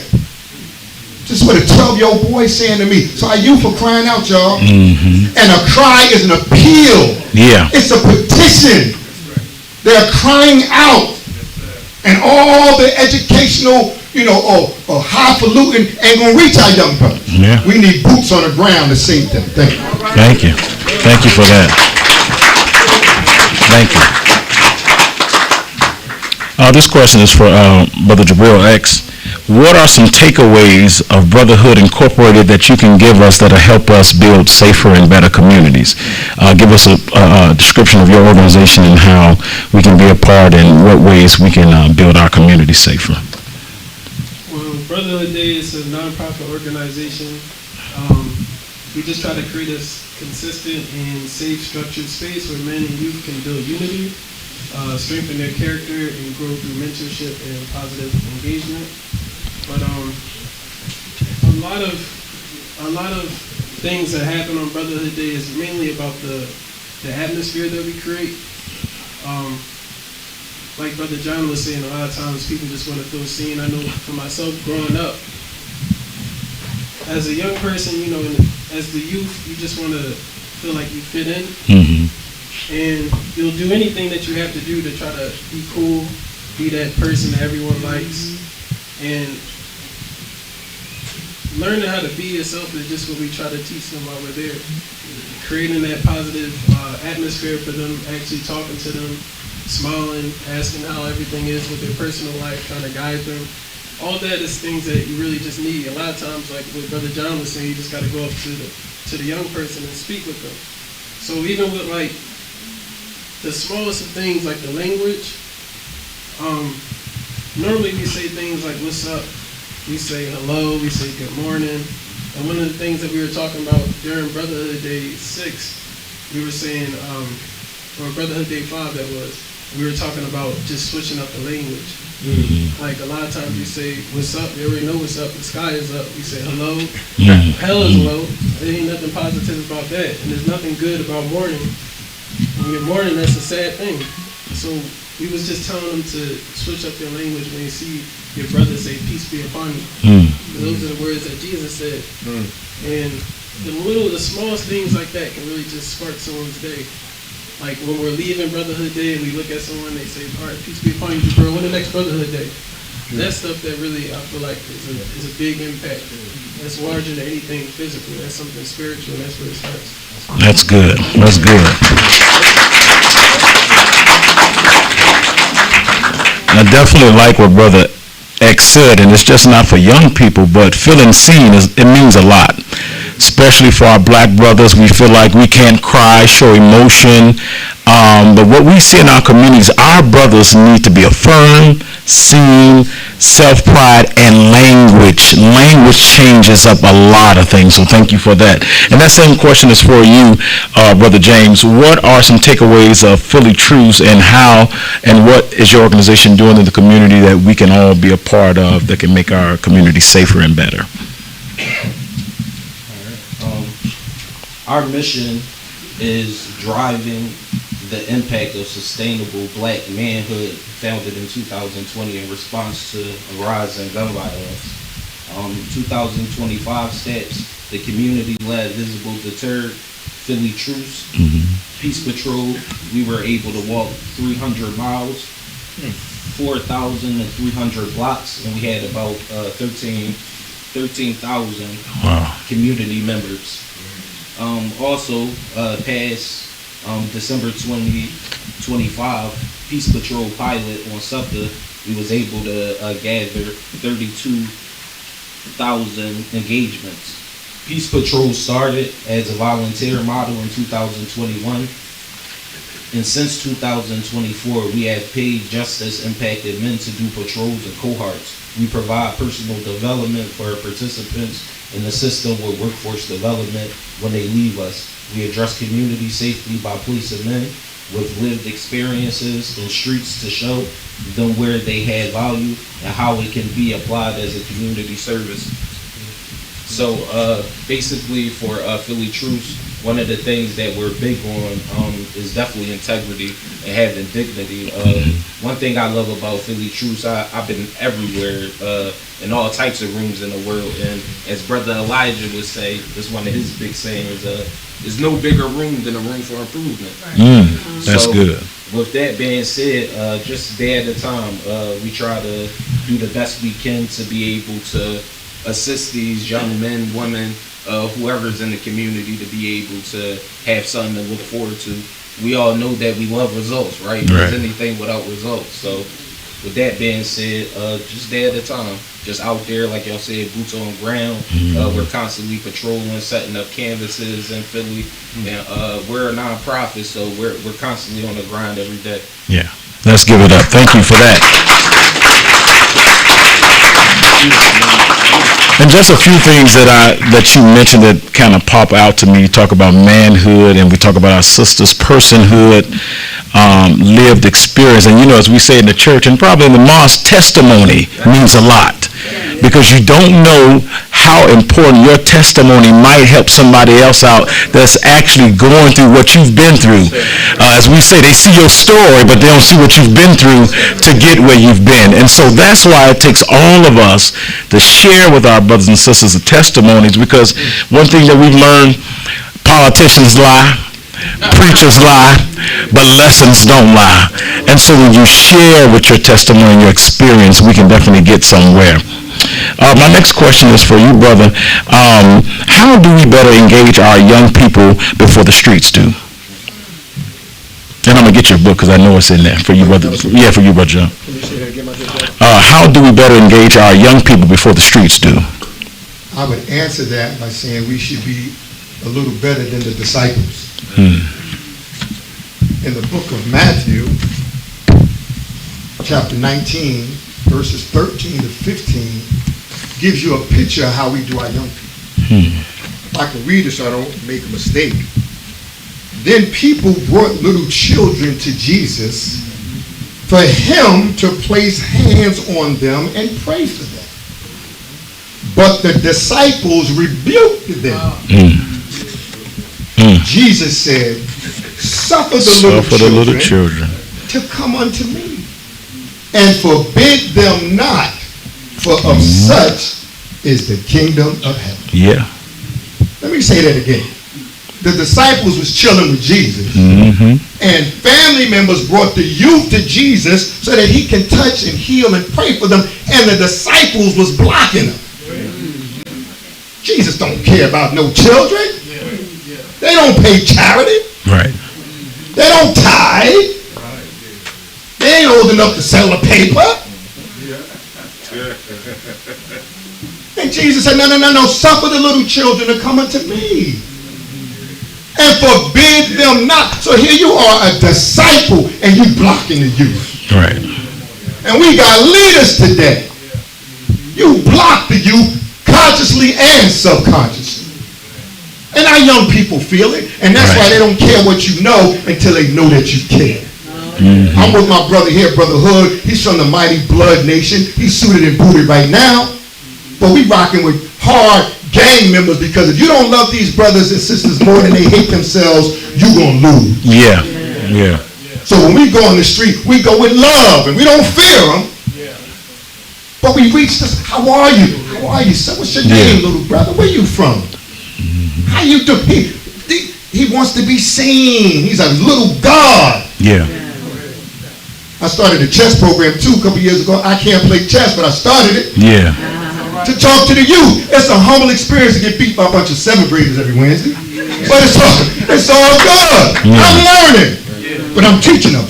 Chess is this queen right here. This is the black woman right here, brother. Most powerful piece on the board. See these pawns right here, little man? That's you on the corner right there. You a pawn selling for the big homie. Tell the big homie to get out of here. Wow. But at the end of the day, with all the movement, brother, it's all about that king. The king can only move one piece at a time. So you got to be careful how you move, little brother. You don't get in the car with a 13-year-old and he drives him or get in the car. You know he ain't got his license. Right. So we got to be creative and show love. And when you show love to young people, I'm telling you, some of the so-called ones I thought was the worst, man, please. They just wanted somebody to talk to. Yeah. So let's suffer the little children to come and forbid them not, y'all. Because there in them, Minister Farrakhan said, the Honorable Minister Louis Farrakhan said, this generation, the most powerful generation we ever produced. So either they're going to fight for us or run over us. Oh, yeah.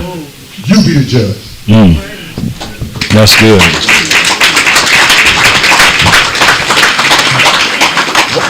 No, you're good. Yeah, Brother John got my mind turning.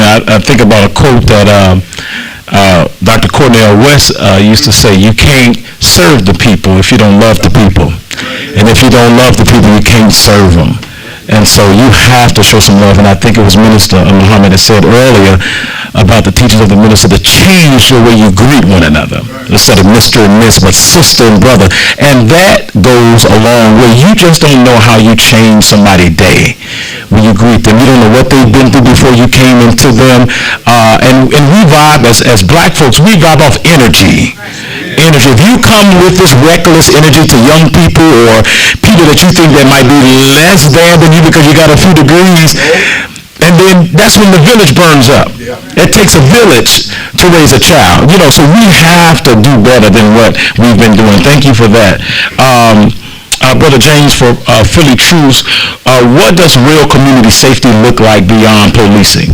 We see across the country what police is doing to our communities. and now they even lie to other people of color, and now ICE is taking over all of our communities. And we think it's just about, the Mexicans and all the others. No, they're knocking on our doors as well. You got to walk around with your ID and passport, birth certificate. So what does real community safety look like in your I would go back into what we were initially addressing as far as being boots on ground and being able to conversate and approach these young people. When it comes to Philly Truths, mainly we deal with people in their community. We work with people in their community to deal with people in the community. So they're basically having the same things. We big on team dynamics too. And to answer the question, I highlighted some topics, and most of them were basically on team dynamics. So when you're speaking on that, you're speaking on teams. It's more power in teams. So teams outperform individuals on complex, high impact work, physiology, psychology, that's all right. Physiological safety is the foundation of high performance. Trust and accountability must coexist. Clear roles reduce conflict and duplication. Diverse perspectives improve innovation. Equal participation increases collective intelligence. Conflict handled well strengthens teams. So usually when we out there, we big on having engagements, and to us, we like just talking to anybody and try to gather, but we usually try to make sure that an engagement is actually engagement, like what we're doing now, us actually talking and having a conversation. So mainly just boots on the ground out there. And when I say we're there every day, like every day of my life for the last couple of years, we've been representing Philly Truths. Like as a you see us here. Yeah. So we try to be involved in mostly everything that goes on in the community. And like I said, we big on, dignity and, how we uphold ourselves. So, yeah. Appreciate that.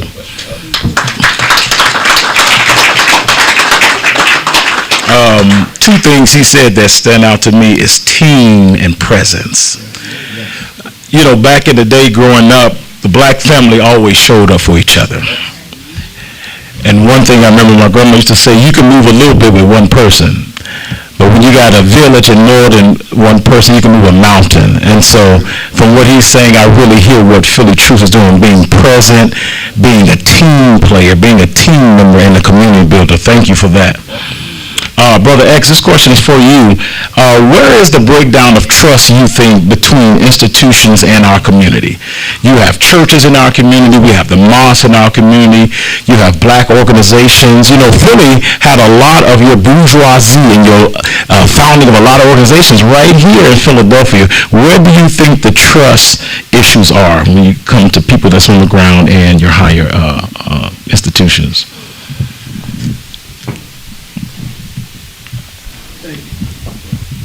I think it starts with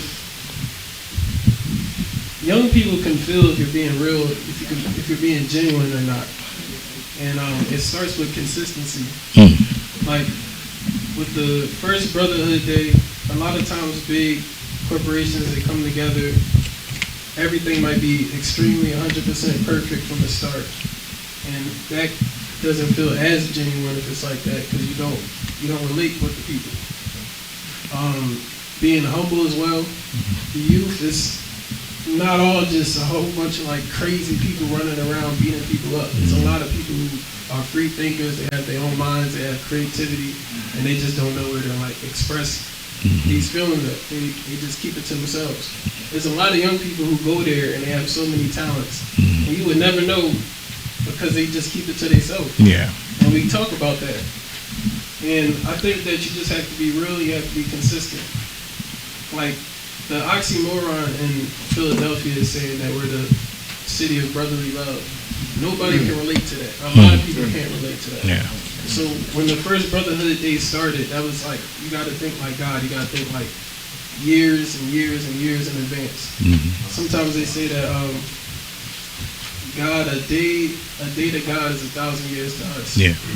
In the nation, we say that we're little gods, so we like a lowercase g God. So every Brotherhood Day, we count that as a month.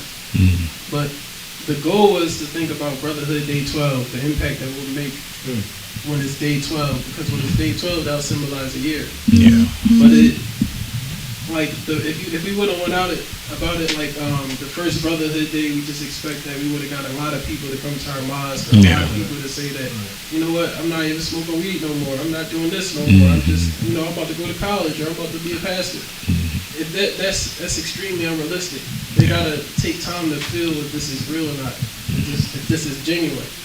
But with each Brotherhood Day that has gone on, it feels so good to just see that we have the same people. Like, it'll be people from the first one who just happen to be in the area, and now they're coming to the fourth one, and they're asking about how the fifth one is going to go, and they're talking about, oh, it was so good on Day 3 when this happened, and that was deep what this person said. But it's just you have to be really genuine, you have to be really humble, you have to be really, it's a lot of ingredients that go into it. You can't just go about it thinking that these people are just hopeless, crazy young people. They don't need. Oh yeah. Because then it's like, oh, that's how you see me? Right. And then they'll do stuff that might use you. If you bring food, all right, appreciate the food, never come back again. But if you look at them, you recognize them, like what Brother John was saying, and what the nation teaches, we say that you're little gods, lowercase g gods, and you give them that respect, but you have to actually mean it. You can't go out there and just feel like, man, these people are so crazy, they need me, let me help them. You got to actually be able to humble yourself and see their potential. And then that's when they start to trust you, and especially when you be consistent. You know, if you can do it and just keep going and just be patient and not look at it like, oh, this is all going to happen in 1 month. If you tell yourself that if we keep going out here and we keep talking to these young people, by the time it's a year, hopefully they'll be in a better position. And they might not be 100% perfect by a year, but you got to at least be appreciative of the journey that they did make, the improvement that they made. That's good. I like that. Definitely improvement and consistency. And it goes back to what the brothers have been saying all day, identity. Because when you know who you belong to and you know who you are, then you walk and talk differently. This is the old song in the church, God is not through with me yet.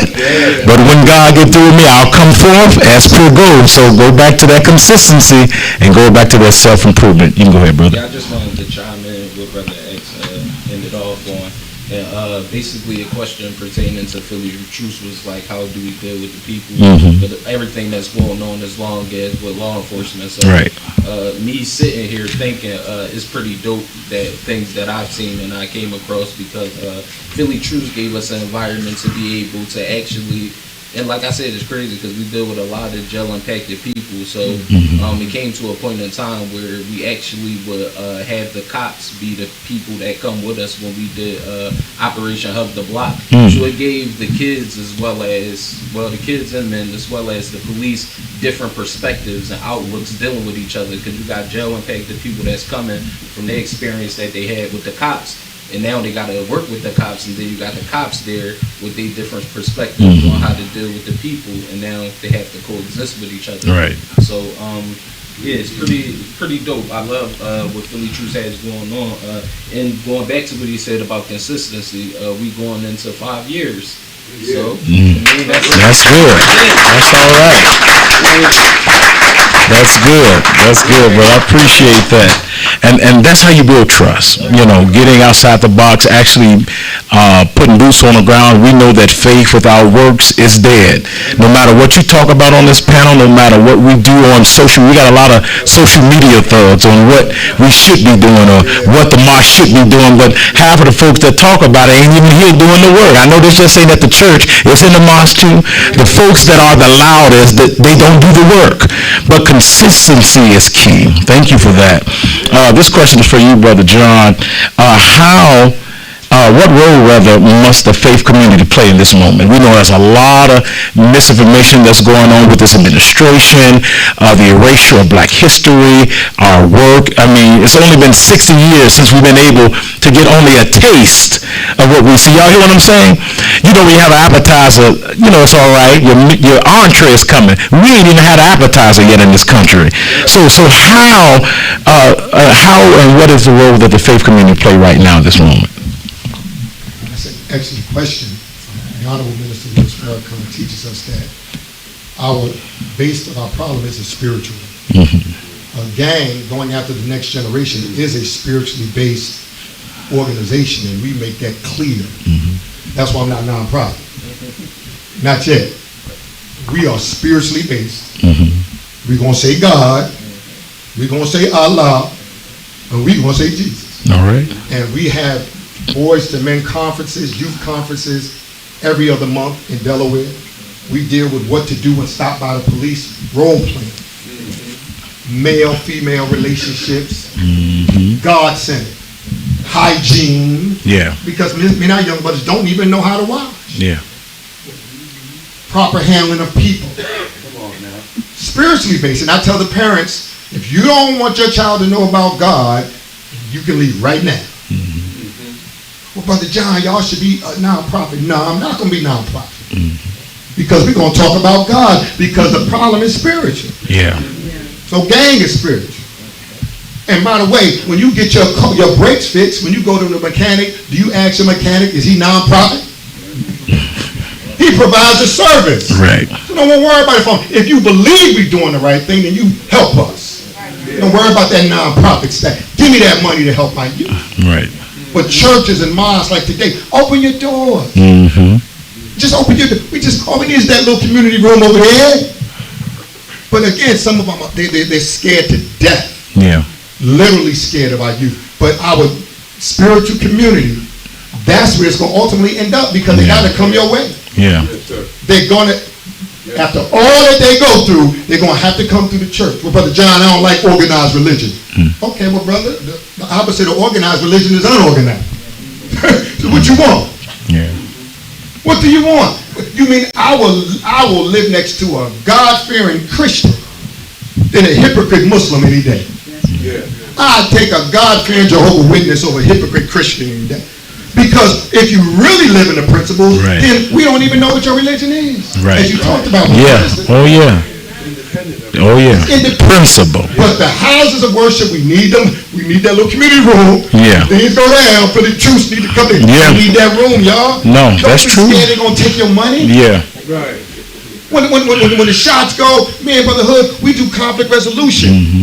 We got to come on. We open this church, man, so we can bring these brothers together. Don't be scared they're going to shoot the church up. Right. Yeah. Where's your, resist Satan, they say. Yeah. And he will flee from you. So it's very important. Oh, yeah. We ain't going nowhere without the church. Yeah. We ain't going nowhere without the mosques. Yeah. It is what it is. So either we're going to be forced to help or open your doors right now. One thing about a fireman, as I close, my brother, when they see that fire coming to the city, firemen don't wait until the fire comes up. Right. They go out and meet the fire. Yeah. And they put that retardant stuff down, all that stuff, to make sure it don't come over. We sitting around waiting for them to run up into the house. Yeah. Let's go meet them right where they are. And guess what? At the end of these workshops, brother, at gang, we don't see you to the mosque. Where you want to go? Yeah. Your mother's Christian, your mother's Jehovah. Okay, come on. They don't care. They bring them to our workshops because they know we're going to give them God. And then we're going to send you back to where you think you should go. Raise a child in the way he should go. Not raise my child, Brother John, the way, whatever he want to do. No. You raise him up in the way he should go. Right. That means you dictate where he goes. Yeah. And then when he get older, he won't depart. But parents today, my brother, whatever he want to do, he could be. Yeah, that's why we had this problem right now. Because you making him make decisions at 11 and he ain't mature enough. Right. Hey. So when our young brothers coming, we just spoke to 400 men yesterday. Yeah. Raising Kings. And I shared with them, brothers, we know that you don't know, but we just want you to grow. Yeah. We know that you don't know. And I put a picture of the Million Man March, Brother Minister Rodney. Oh, yeah. Seen that? None of them seen it. Yeah. All of them in high school. So I looked at the teachers. How come they don't know about the Million Man March? And all the teachers dropped their head. None of them knew.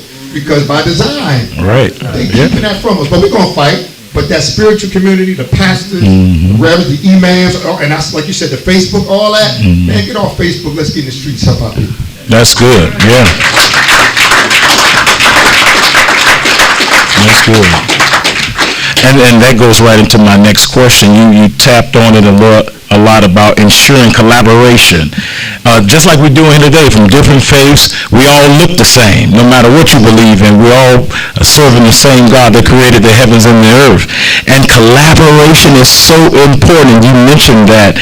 And so for my final question, what is some actionable steps that we commit that all of us can do? What are some things that you've done in your organization that we can do as individuals to make our community better? I'll start with you, Brother X, and then we'll come down.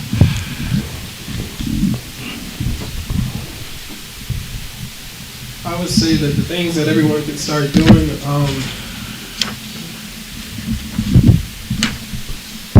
first off, I can talk about, can I talk about us, like the things that we're doing? Oh yeah, because they're good for us too, yep. Okay. So,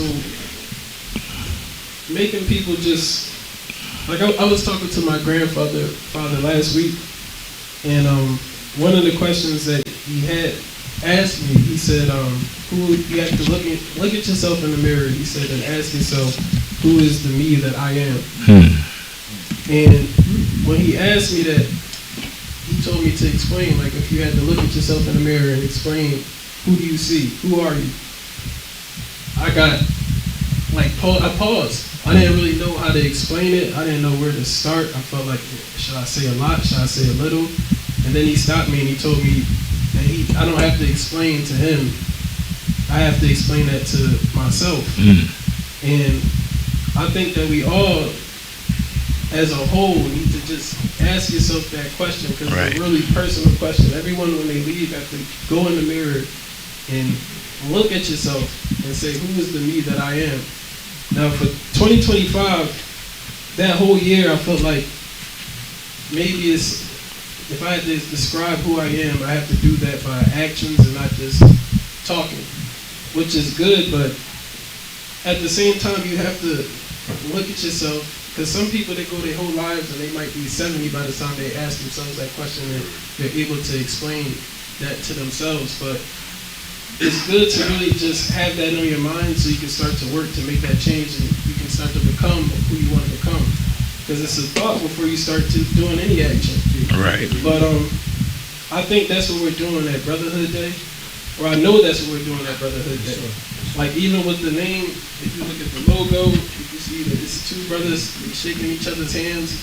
And brothers, that's any age. It's not just youth. This is not an organization that's focused on the youth. One of the things that always made me cringe a little bit is hearing older brothers say, like, oh, we had to do, man, it's y'all time. Oh yeah, we heard. That just, to me, it just seems like a lazy way to, like, try to bow out. Yeah. I don't think that it's y'all time is over. If y'all older, you can still come to Brotherhood Day. We have brothers who old, they walk with a cane, but they just play a different role when they come. That's right. They might be the referee, they might just watch and laugh, and it's unity, because if it's just an organization with a whole bunch of young people, it's not gonna stay. It may be some advice that a brother can give you. And the beautiful thing about it, Brotherhood Day, the whole idea of it started from a Wednesday lecture with Minister Rodney. And I really want to find that lecture, but he was speaking, and I remember talking to a brother Josh, and I was saying, like, yo, we need to do like a day where we can bring people together, and then we can probably teach them after we're done, like, having fun. But if it wasn't for him having this lecture on Wednesday, Brotherhood Day wouldn't even have started. It wouldn't be a thing. But that's because he's playing his role. He doesn't have to come and put on some boss sneaks on. You know, he's still my brother. He might use Facebook. I use Instagram. But we all are brothers. And then you start to learn that we're all sisters. Y'all all sisters. Brothers, we're all brothers. Y'all just have a different position y'all gotta play. If you see an NBA player, he may be playing, he gets old, he retires, but then he turns into a coach. He turns like, you're not out of the game. That's right. Let you know when you're out of the game. That's good. Out of the game, that's when somebody's putting you back into the earth. Right. You know, so that's good. Please don't bow out yet. You just have a different position. But with Brotherhood Day, the name Brotherhood, first off, I was surprised that this is the city of brotherly love, and when we came up with that name, nobody in the state of Pennsylvania thought of Brotherhood Day. That's one of the hardest parts, is coming up with a name for your organization, which is very sad. That's why I said it's an oxymoron, we say this is a city of brotherly love, but no one can relate to that. So we just wanted to make it make sense. So we're not just saying, Philadelphia is the city of brotherly love, and then you jump an old head or an older brother who's going to the corner store and minding his business. Yeah. But when you break down what a brother is, no matter what age he is, why is that person my brother? Right. What makes a brother? A brother, y'all have the same parents. You have the same dad. So even with us, like, a lot of people, you give God different names, and that's totally fine. But one of the things that makes everyone bond at Brotherhood Day is the fact that we can come together and really feel that you're a brother, because we know that even though he may have a whole bunch of different names, we all are trying to satisfy the originator of the heavens and earth. And that's what makes us brothers. It's not just a saying, it don't just sound cool. That's what it really is. My sister, she calls my dad Daddy. I don't call my dad Daddy. I call him Pop, I call him Dad, I say that's my father. But at the end of the day, we all have different relationships with our God. We all have different titles or different names for him. But at the end of the day, your father is the originator of the heavens and the earth, and that is what brings us all together and say this is brothers and this is Brotherhood Day. So what you can do is just go home, ask yourself, who are you? And start to work towards that. What are the little things that you can do to make your communities a safe and decent place? And it's funny that you asked that, because that's what we always tell them at Brotherhood Day. What can you do? And I told them it was about like 30 people at the last one. And I said, if we all in this room and everyone look at each other, do y'all think if you get a house, you get a house, you get a house, you get a house, you get a house, you get a house, everyone in here gets a house, do y'all think we're going to have a problem fighting each other or shooting each other? But it starts with one person. And that's what makes a safe and decent community. Start with yourself. All right. Thank you.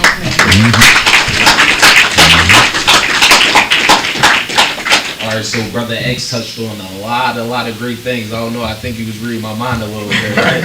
You know what I mean? But he had a lot of great pointers, and I love the name for Brotherhood, because right now, in coexistence with Philly Truce, we are still celebrating the year of brotherly action. That's something that we have going on. One of the main things is what we try to do is the organization aims to create lasting change by transforming the cost of neglect into an investment into hope. So I don't know about too many people, but myself, like, I listen to a lot of things that people say, but I always watch what people do. Right? So that goes back into what Brother John was saying about kids, and how impressionable they are, and how we lead them and stuff like that. It's super duper important, because sometimes we don't have to really say too much for them. They watch everything we do, right? Even if we're not saying too much of anything. So when it comes to Philly Truce, like I said, just in general, like, we out there every day, boots on ground is a non-stop thing, and you really have to be out there. You have to be impressionable. You have to be consistent. That's the main key, being consistent. Even goes back into correlation with raising your kids. Like, it get hard, it's a struggle. A lot of things go on, but it's an everyday thing, right? I'm sure it don't matter if they 20, they 30, they 40, it's still your child, and it's a work in progress. So that's how it is. All right, thank you. I would answer that, my dear brother. First of all, thank you all. Thank you, my brother Elijah and Jabril. Thank you all. Miles on the 12 for inviting me off from Delaware. Be here with you. Thank you.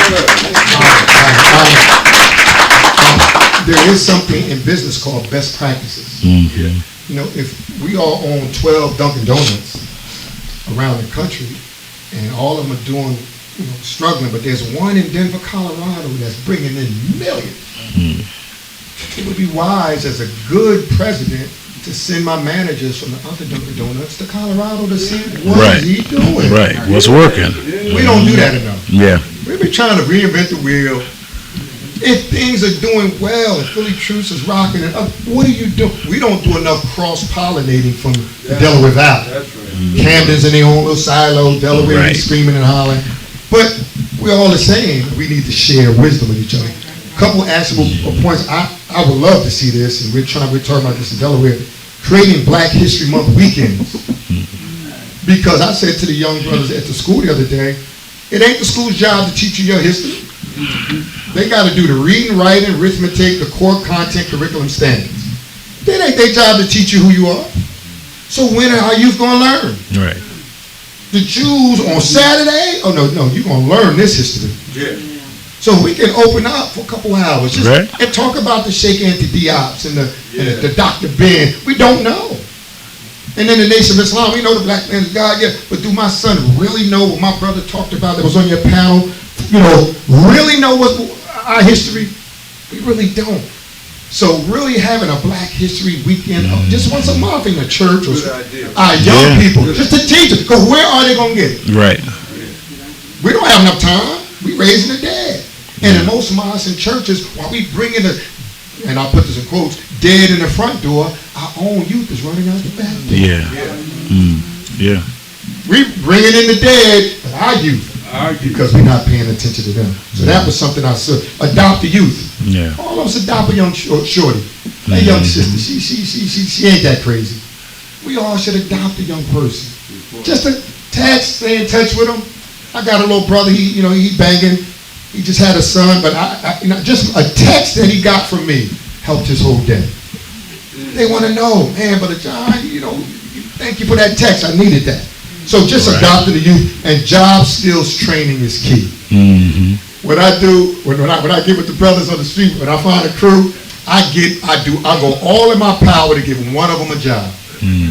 When you get that first brother a job, and he go back, then when you out on the block and get, well, yo, Brother John, yo, got to get the job. Yeah, got you now.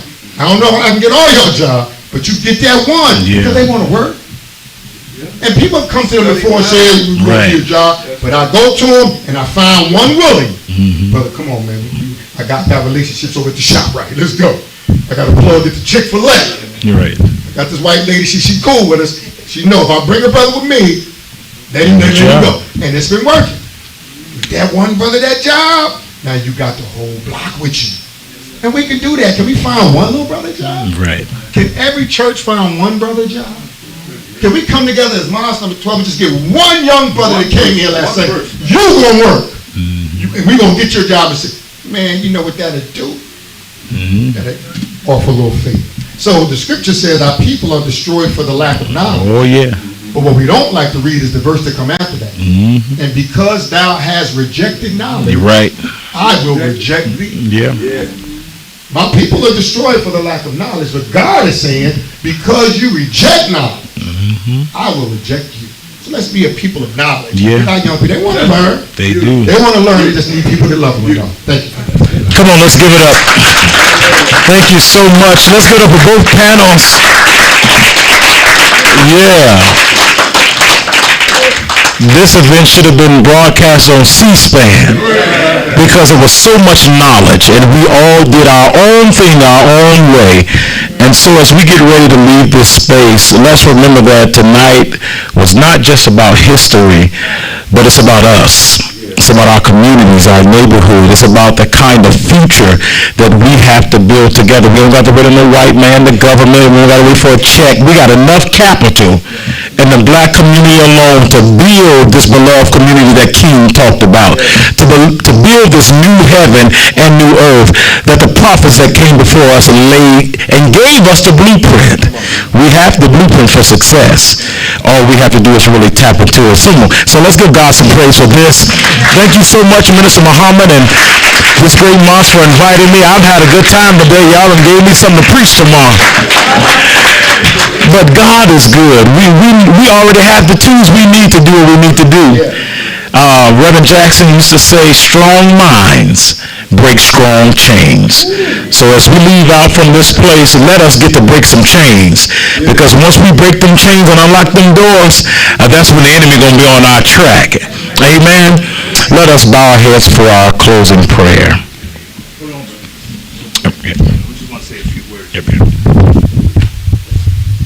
In the name of Allah, the beneficent, the merciful, bear witness, there's no God but Allah. And I want to thank the panelists, and I want to thank you all. A wonderful job. As we can see, we got a future here. we got to go to work and make this thing work for us, and we collaborate with one another, and we can make this thing work. But real quick, I just want to remind everyone of Sunday. Extension of this meeting here is Sunday, so you're welcome to come out to our Sunday meeting at 11 o'clock. Please come out and bring a guest and be with us on this. And That's the subject. yes, and that's the subject. Yes, sir. So learn more about that so we can work together. Also, we got some vendings in the back. We want to support the vendors. If you could, you can support them. If you don't mind, Brother Minister, we're going to have our sister close us out in prayer. So we want to have our sister, because we don't want to be all brother. So we want to have that female side to this. So we're going to have our sister close us out in prayer. Thank you. Brother Minister Ryan, if it's okay, if anyone does buy a book, everywhere I go, I don't take from, I give to. So the book is $20, but $5 for every book will go to Miles number 12. Praise be. Thank you. Thank you. Thank you, sir. Assalamu alaikum. Did we learn anything this evening? Give it up for our panelists one more time. And how about our moderator? Reverend Cash has did an excellent job. An excellent job. This is just the first of many events that we are looking to host, and we would love for you to come out, bring someone with you.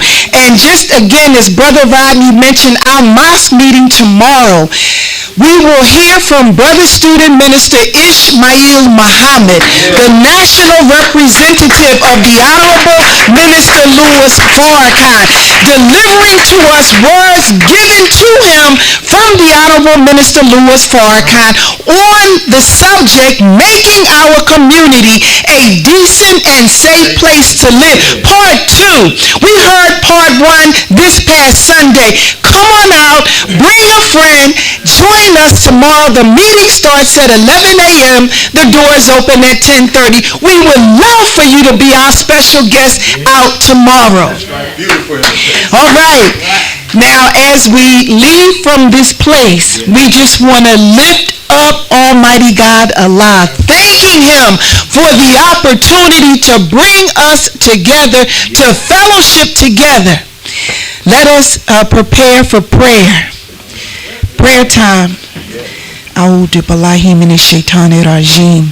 In the name of Allah, the Beneficent, the Merciful, all praise belongs to Allah, the Lord of all the worlds, the Beneficent, the Most Merciful, Master of the Day of Judgment in which we now live.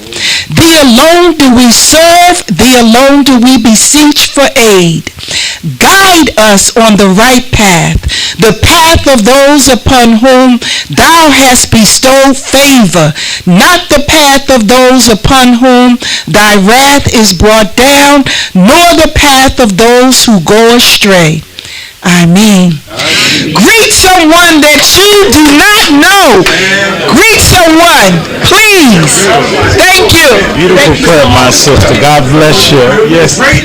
Let's take a picture of all the panelists and our host. Come on up front. Yes, Lord. This